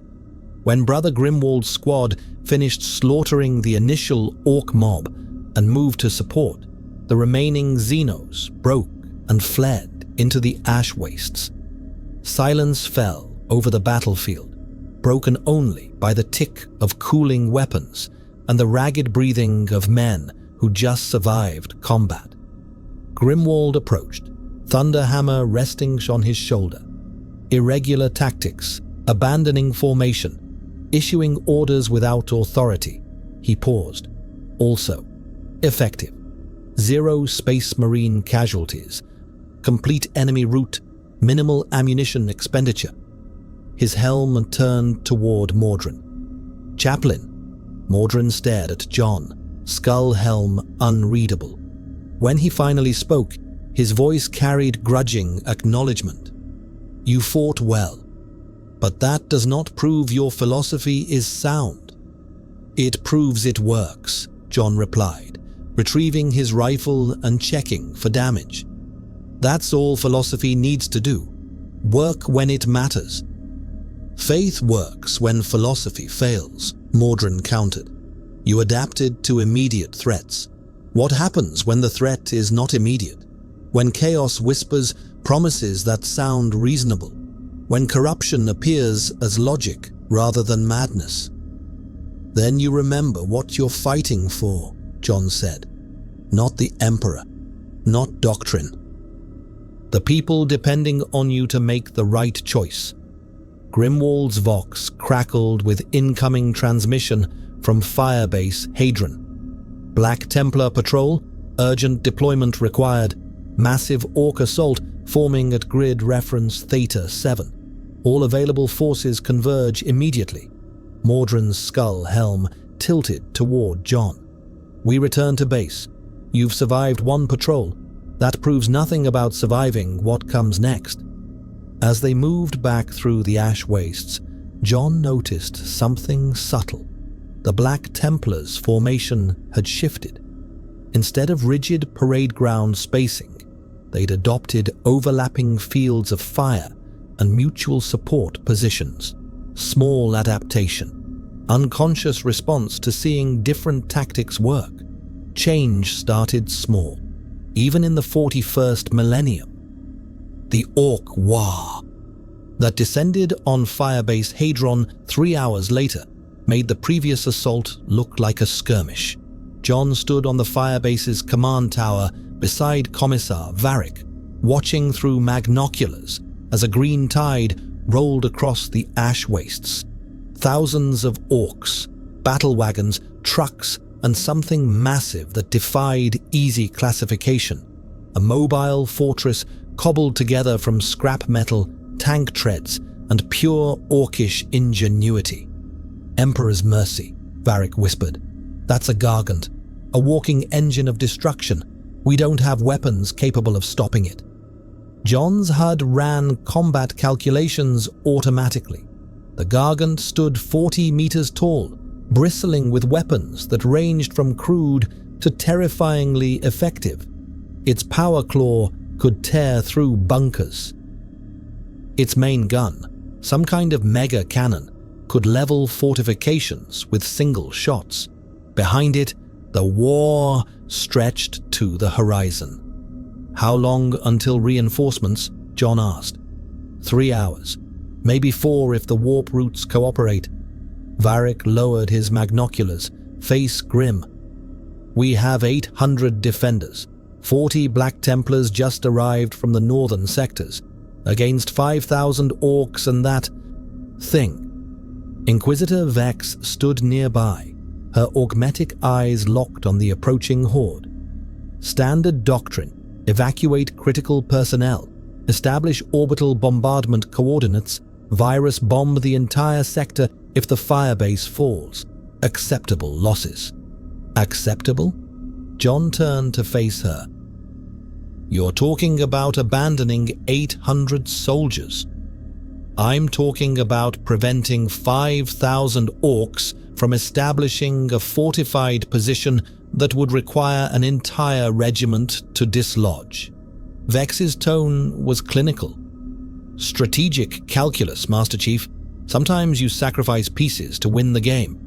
Soldiers aren't pieces. In the Imperium, everything is expendable except humanity's survival. She met his gaze without emotion. You disagree. I know, but your disagreement doesn't change reality. Chaplain Mordrin approached, his massive armored form somehow silent. The Black Templars will hold the North Wall. We die before we retreat. The Emperor protects. The Emperor isn't here, John said flatly. But I am. And I have an idea. Varric's expression shifted from resignation to desperate hope. What kind of idea? John pointed at the Gargant. That fortress is the war's center. Kill it, and the mob loses cohesion. Orcs follow strength. Take out their biggest symbol of power, and they'll fragment into individual warbands fighting each other for dominance. Brilliant tactical assessment, Vex said dryly. Except we lack ordnance capable of penetrating Gargant armor. Our lascannons might damage it eventually, but we'd be overrun before achieving critical damage. You lack long-range ordnance. John turned to Magos Cross, who'd been silently recording data nearby. But you have a fusion reactor's worth of power generation in this firebase, and you have plasma weapons. Can you overclock a plasma cannon, channel maximum power into a single shot? Cross's mechadendrites twitched with interest. Theoretically, yes. Practically suicidal, the weapon would overload catastrophically. Whoever fires it would likely die in the plasma backlash. Not if they're protected by energy shields, John countered. MJOLNIR's shields are designed to absorb energy weapon discharge. I can take the shot. Heretech methodology, Cross protested, though his tone suggested fascination. Overclocking sacred weapons, relying on Xenos-tainted armor systems. Will it work? The Magos was silent for 3 seconds, an eternity for his augmetic processing. Probability of success, 43%. Probability of your survival if the weapon detonates, 7%. Probability of firebase survival if we attempt nothing, 0%. His augmetic eyes brightened. I accept these parameters. I don't. Mordrin's skull helm turned toward John. This is suicide wrapped in hope. Better to die fighting than gambling on heretical technology. Better to live by trying something new than die repeating old failures, John shot back. You've been fighting the same way for 10,000 years. How's that working? We survive. Barely. John gestured toward the approaching war. And today, you won't survive unless you adapt. I'm not asking you to abandon faith. I'm asking you to have faith in something besides dying gloriously. Grimwald approached, thunderhammer in hand. Brother Chaplain, I would speak. When Mordrin nodded, the sergeant continued. Yesterday, the Master Chief's tactics saved lives. Irregular methods, but effective. Perhaps the Emperor sent him to teach us adaptation. The Emperor sends trials, not teachers, Mordrin countered. Then consider this a trial we're meant to pass. Grimwald's voice carried weight, a veteran challenging doctrine carefully. The Codex Astartes teaches tactical flexibility. Maybe that applies to methodology as well as battlefield maneuvers. Mordrin was silent, skull helm angled downward in thought. Finally, if you attempt this, Master Chief, and succeed, I will consider that perhaps your philosophy has merit. If you fail and die, I will consider it the Emperor's judgment on foreign ideas. He paused. Either way, the question resolves itself. Fair enough. John turned to Cross. How long to prepare the weapon? 30 minutes to bypass safety protocols, reroute power conduits, and establish firing position. Cross's mechadendrites extended eagerly. This will be either glorious innovation or catastrophic failure. I anticipate both outcomes with equal enthusiasm.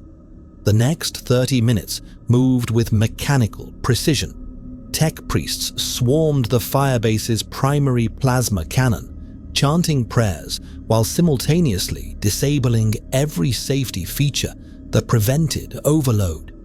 Power cables thick as a man's torso snaked from the reactor core to the weapon mount. John stood beside it, watching his shields recharge to full capacity, knowing they'd need every percentage point. The orcs had closed to 2 kilometers. Their war cries echoed across the ash wastes, a sound like damnation given voice. The Gargant's main gun swiveled toward Firebase Hadron, powering up for its first shot. Weapon ready, Cross announced. Power output at 300% normal capacity. You have 1 shot. After discharge, the cannon will be molten slag. John positioned himself at the firing controls, MJOLNIR's systems interfacing with the Imperial technology through improvised protocols. His HUD displayed targeting data, but the calculations were rough. This wasn't UNSC precision equipment. Target the Gargant's power core, Varric instructed via Vox. Center mass, below the main gun assembly. That's where orcs usually install reactors, crude, unstable, explosive if punctured. John's crosshairs settled on the target point. 2 kilometers. Accounting for projectile drop, atmospheric interference, target movement. The shot required precision that bordered on impossible. His finger tightened on the firing mechanism.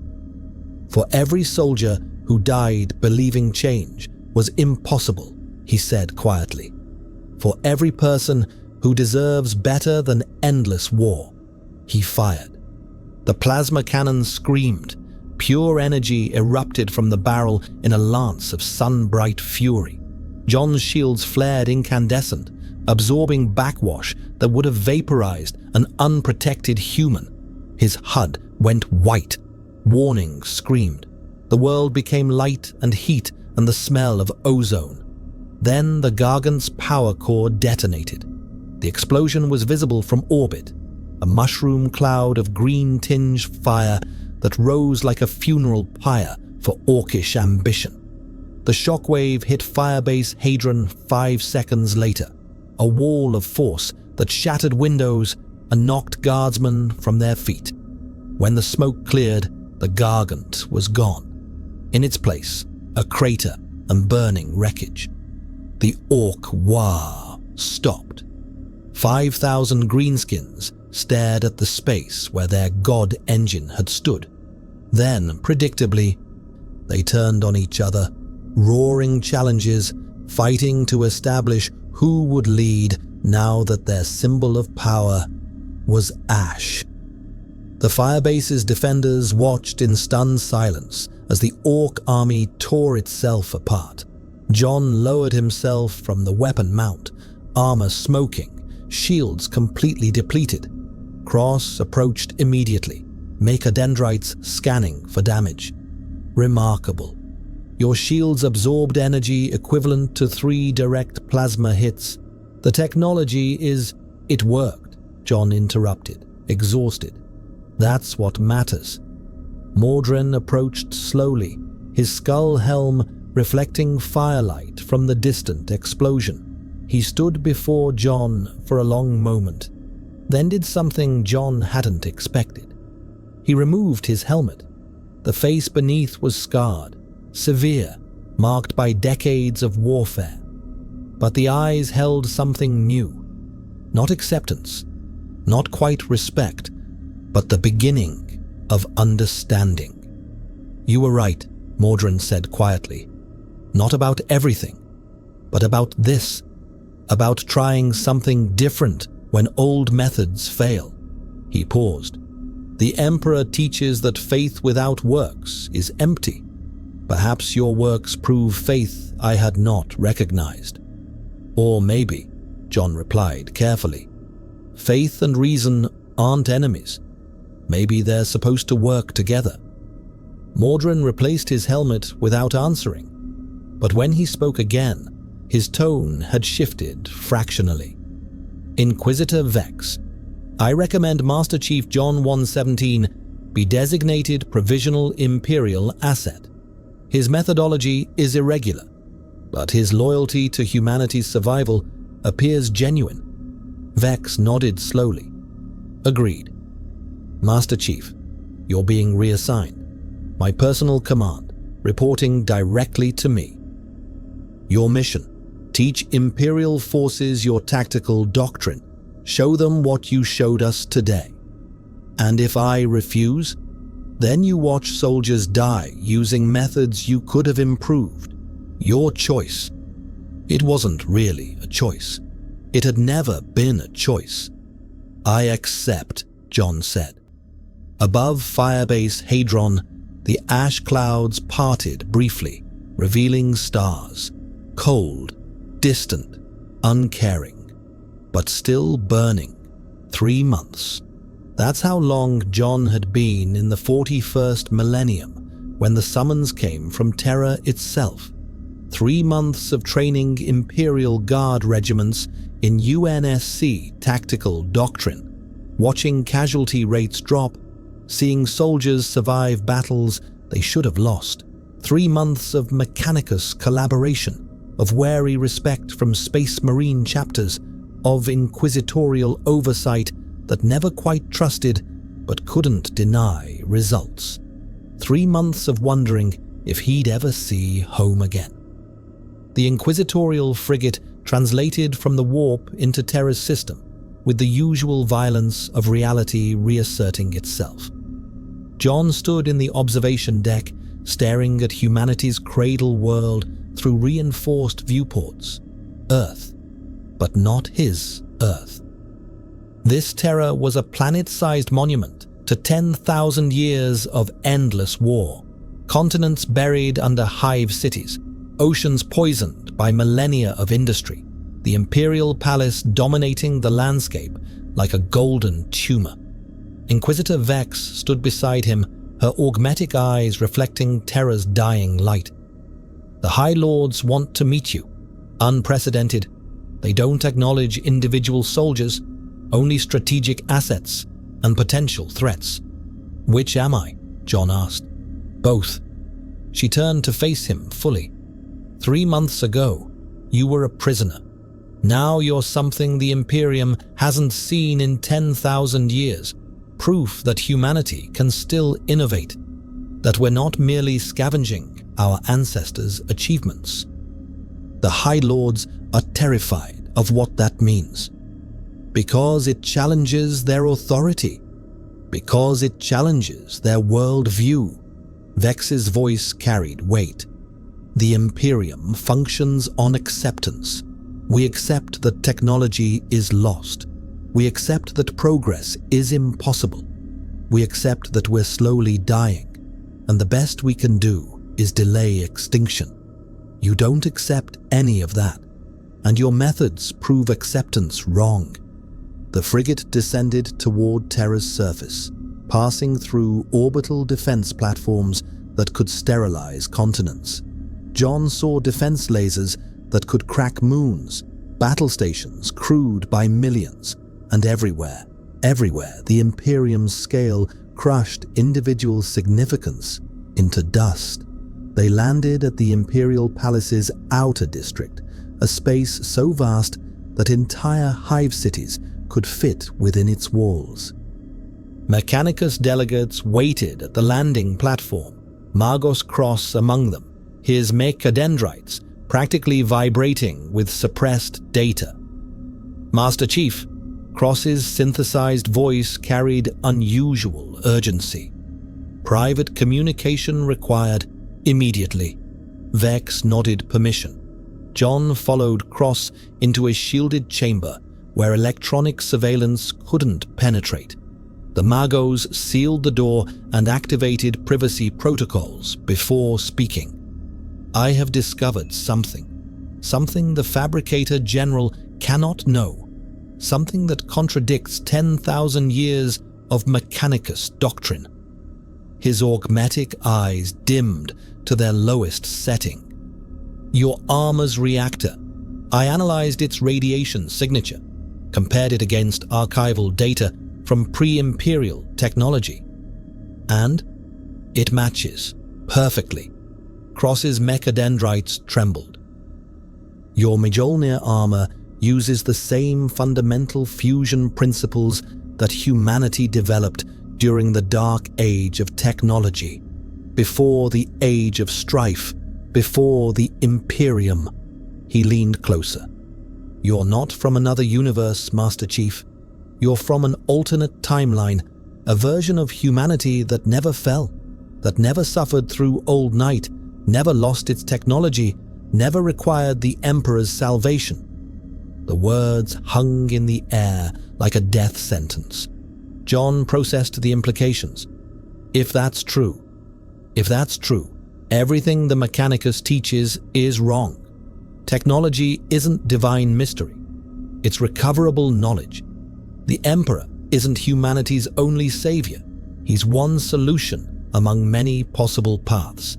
And the Imperium's stagnation isn't inevitable. It's choice. Cross's voice dropped to barely audible levels. I should report this. It's Heretech of the highest order. But if I do, they'll destroy you, destroy your armor, destroy the evidence. Because some truths are more dangerous than lies. What are you asking me? Nothing. I'm telling you to be careful. The High Lords will sense what you represent even if they don't understand it completely. And if they decide you're more dangerous than useful. Cross made a gesture with his mechadendrites, a slash across the throat, universal sign of execution. The meeting with Terra's High Lords took place in a chamber so vast that sound echoed for seconds. 12 figures sat in judgment, representatives of the Adeptus Administratum, Ministorum Mechanicus and others John couldn't identify. Each one commanded power that could reshape star systems with a signature.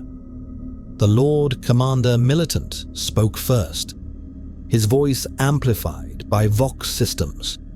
Master Chief John 117, you have proven your combat capability and tactical acumen. You have reduced Imperial Guard casualty rates by an average of 37% across 15 engagements. You have earned provisional trust. He paused. Now we require answers. Where did you truly come from? What is your purpose here? And why should we allow you to continue corrupting Imperial doctrine with foreign philosophy? John stood alone in the chamber's center, MJOLNIR armor reflecting the cold lighting. He could feel the weight of their attention. Billions of lives ruled by these 12 individuals, all focused on determining if he was asset or threat. He told them the truth about the UNSC, about the Spartan program, about fighting the Covenant, containing the Flood, surviving against extinction-level threats through adaptation and innovation rather than stagnation and faith.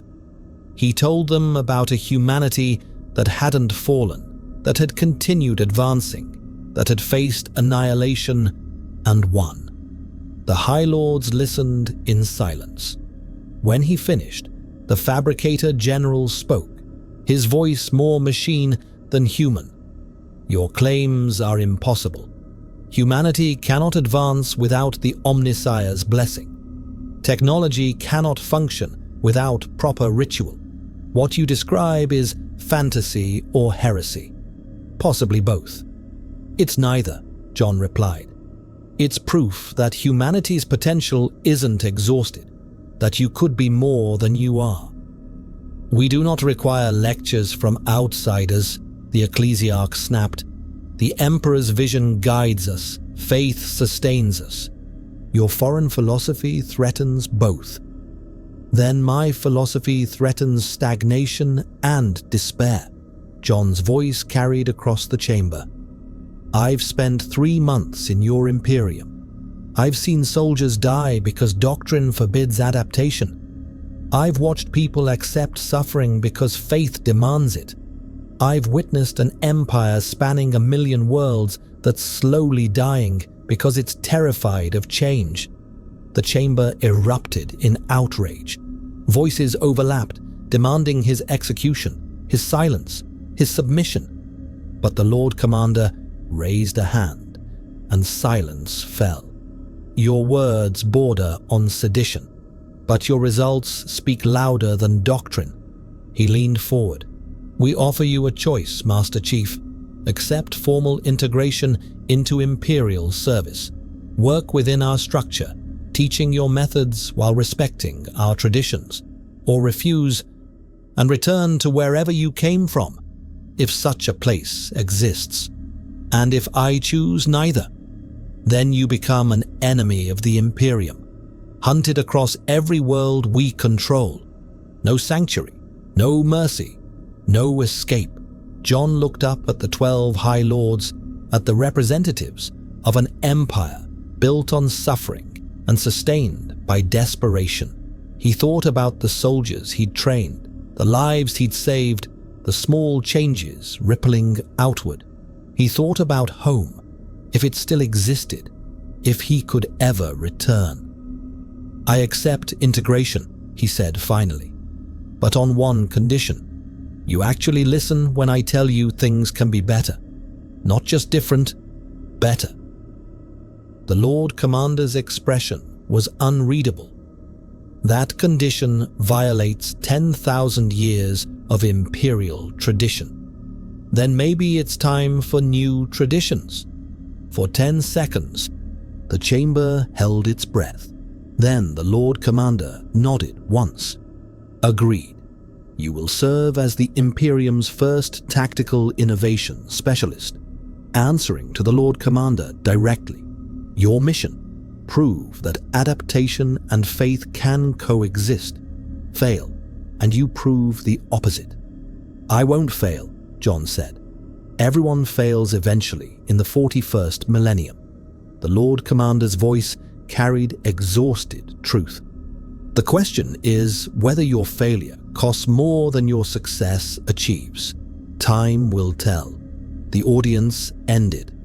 John was escorted from the chamber by Inquisitor Vex, who remained silent until they reached the palace's exterior. You just committed to serving an empire you barely understand, she said quietly. Do you comprehend what that means? It means I'm still fighting to keep people alive. That's all I've ever done. For 30 years in your universe, perhaps for centuries here, if you survive. She looked at him with something approaching sympathy. The 41st millennium consumes hope, Master Chief. Even yours. Then I'll burn brighter while I have it. Above them, Terra's poisoned sky showed no stars, only the reflected glow of a billion lights from an empire that refused to die. John looked up at that sky and made a silent promise to every soldier he'd ever served with, every Marine who'd fallen, believing humanity's future was worth dying for. He'd find a way home, eventually. But until then, he'd do what Spartans did: adapt, overcome, survive, and maybe, just maybe, teach this grim future that hope wasn't heresy. It was the only weapon that mattered. 6 months after falling through the dimensional tear, Master Chief John 117 stood on the observation deck of the Eternal Vigilance, an Imperial Navy battle cruiser preparing to translate into the warp. His MJOLNIR armor had been repaired, upgraded with Mechanicus improvements that Magos Cross swore enhanced efficiency without compromising its fundamental design. His MA5D rifle hung across his back, ammunition now manufactured in limited quantities by Forge Worlds that treated each round like a holy relic. Below, through reinforced viewports, a planet called Typhon Prime rotated slowly. 3 weeks ago, it had been another dying Imperial world. Garrison forces stretched thin against an Orc incursion that should have resulted in planetary evacuation and probable virus bombing. Now the Orcs were broken, scattered into the wasteland by Imperial Guard regiments, employing combined arms tactics that emphasized fire and maneuver over static defense and glorious last stands. Casualty rates 42% lower than projection. Ammunition expenditure 37% more efficient. Time to victory 6 days ahead of schedule. Numbers that represented thousands of lives saved. Soldiers who would return home, who would see families again, who would survive to fight another day. Commissar Varric approached from behind, his weathered face showing something John had never expected to see in the 41st millennium: cautious optimism. The regiment's boarding now. They're calling you the Green Angel. Did you know that? Soldiers pray to the Emperor, then whisper your name like a secret blessing. I'm not an angel, John said quietly. I'm just a soldier. In this millennium, that's the same thing. Varric stood beside him, watching Typhon Prime recede. 23 years I served. 23 years watching boys die in droves because doctrine mattered more than lives. Then you arrived and proved it didn't have to be that way. He paused. I should hate you for that, for making those 23 years feel wasted. They weren't wasted. You survived. That matters. Does it? Varric's voice carried the weight of accumulated grief. How many friends died because I didn't know better, because I followed orders instead of thinking, because the Imperium taught me that soldiers were ammunition, not people? John had no answer. He'd asked himself similar questions after every failed mission, every Marine lost, every civilian evacuation that came too late. Survivor's guilt was universal, transcending universes. You kept fighting, John said finally. That's all any soldier can do. Keep fighting, keep adapting, keep trying to make the next battle better than the last. The past doesn't change, but the future might. Varric nodded slowly. The High Lords gave you an impossible mandate. Prove adaptation and faith can coexist. They're betting you'll fail, that your methods will crumble under pressure, that chaos will corrupt your philosophy, that the Imperium's way is the only way. Let them bet. John turned from the viewport. I've faced impossible odds before. The Covenant had superior technology, numerical advantage, and religious fanaticism. The Flood was an extinction-level threat that consumed entire species. The Forerunners left behind weapons that could unmake reality. Compared to those, changing the Imperium's tactical doctrine seems manageable. Optimism. Varric laughed bitterly.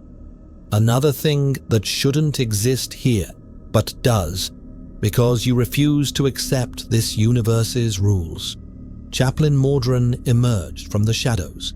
The Space Marine moved with unnerving silence for something so massive. His skull helm was absent, revealing the scarred face beneath, eyes that had witnessed centuries of war. The Black Templars are deploying to the Cadian Gate.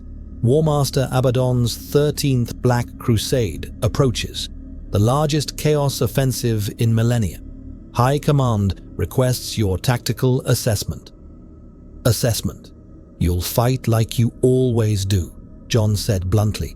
Faith, fury, and acceptable casualties measured in millions. You'll hold because the Imperium always holds. But you'll bleed for every meter of ground. And your alternative? Mordrin's tone suggested genuine curiosity rather than challenge. Adaptive defense. Mobile strike forces get exploiting chaos overextension. Targeted elimination of leadership rather than grinding attrition. Combined arms integration between Guard, Astartes, and Navy assets. John pulled up tactical hollows on his HUD, projecting them through the observation deck systems. The Chaos forces are fanatical, but not disciplined. Their strength is numbers and conviction. Counter that with precision and flexibility. Mordrin studied the tactical displays in silence. Finally, 3 months ago, I would have called this heresy. Questioned doctrine is the first step toward corruption. He paused. Now I call it pragmatism.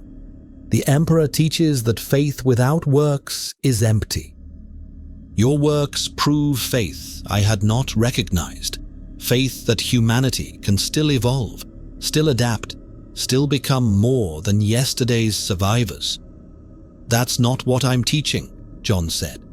I'm teaching that faith and reason aren't enemies, that you can believe in something greater while still questioning how best to serve it. That loyalty doesn't require blindness. Dangerous philosophy. But Mordrin's tone suggested agreement rather than condemnation. The Imperium functions on absolute certainty. Introduce doubt, and the whole structure might collapse. Or it might become stronger. John met the chaplain's gaze. Steel that never bends eventually breaks. Only flexible things survive stress. Your Imperium has been rigid for 10,000 years. Maybe that's why it's dying. Inquisitor Vex's voice crackled over the Vox system. Master Chief, report to the bridge. We're receiving priority transmission from Mars. The Fabricator General wishes to speak with you directly. John exchanged glances with Varric and Mordrin. The Fabricator General, supreme authority of the Adeptus Mechanicus, didn't contact individuals unless something significant had occurred. The bridge was organized chaos, officers coordinating fleet movements, tech priests maintaining communion with the ship's machine spirits, servitors processing data streams with lobotomized efficiency. Inquisitor Vex stood at the command throne, her augmetic eyes reflecting tactical displays. Audio only, she said quietly. The Fabricator General doesn't grant visual audiences to those beneath Magos rank. Consider it an honor he's acknowledging your existence at all. The Vox crackled, and a voice emerged, heavily synthesized, layered with binary cant, barely recognizable as human. John 117, your collaboration with Magos Cross has produced interesting results. Armor efficiency improvements, weapon manufacturing protocols, tactical doctrine integration. The Mechanicus Council has reviewed these developments. John waited. In his experience, when powerful authorities pause dramatically, bad news usually followed. We have determined that your knowledge represents recoverable Dark Age technology, not Xeno's corruption, not heretical innovation, rediscovered human achievement. The Fabricator General's voice carried weight that suggested entire Forge worlds hung on his words. Therefore, limited collaboration will continue under strict oversight, with the understanding that any hint of chaos taint results in immediate termination. Understood, John replied. One additional matter, your armor's fusion reactor. Magos Cross submitted detailed analysis suggesting it represents alternate timeline human development. This theory has been reviewed and officially declared speculative heretic, unworthy of further investigation.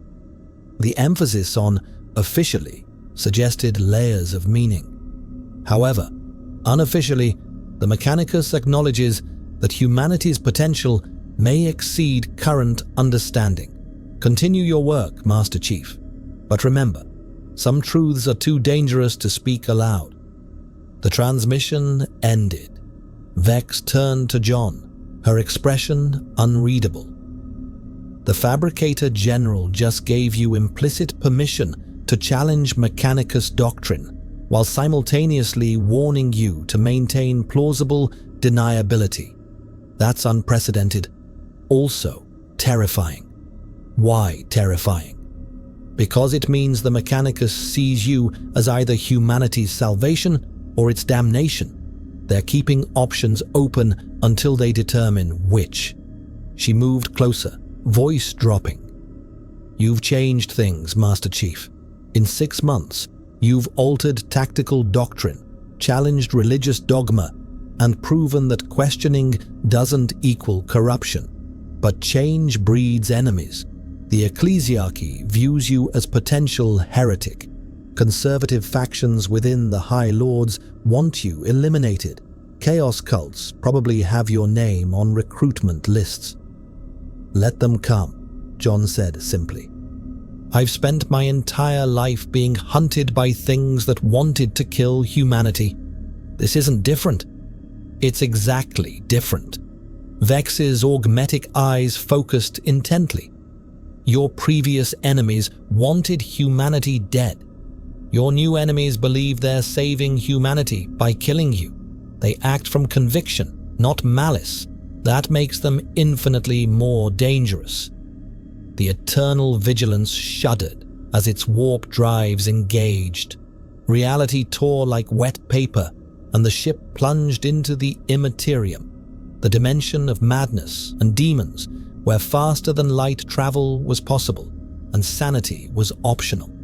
John felt the warp's presence like pressure against his mind, wrong in ways he couldn't articulate.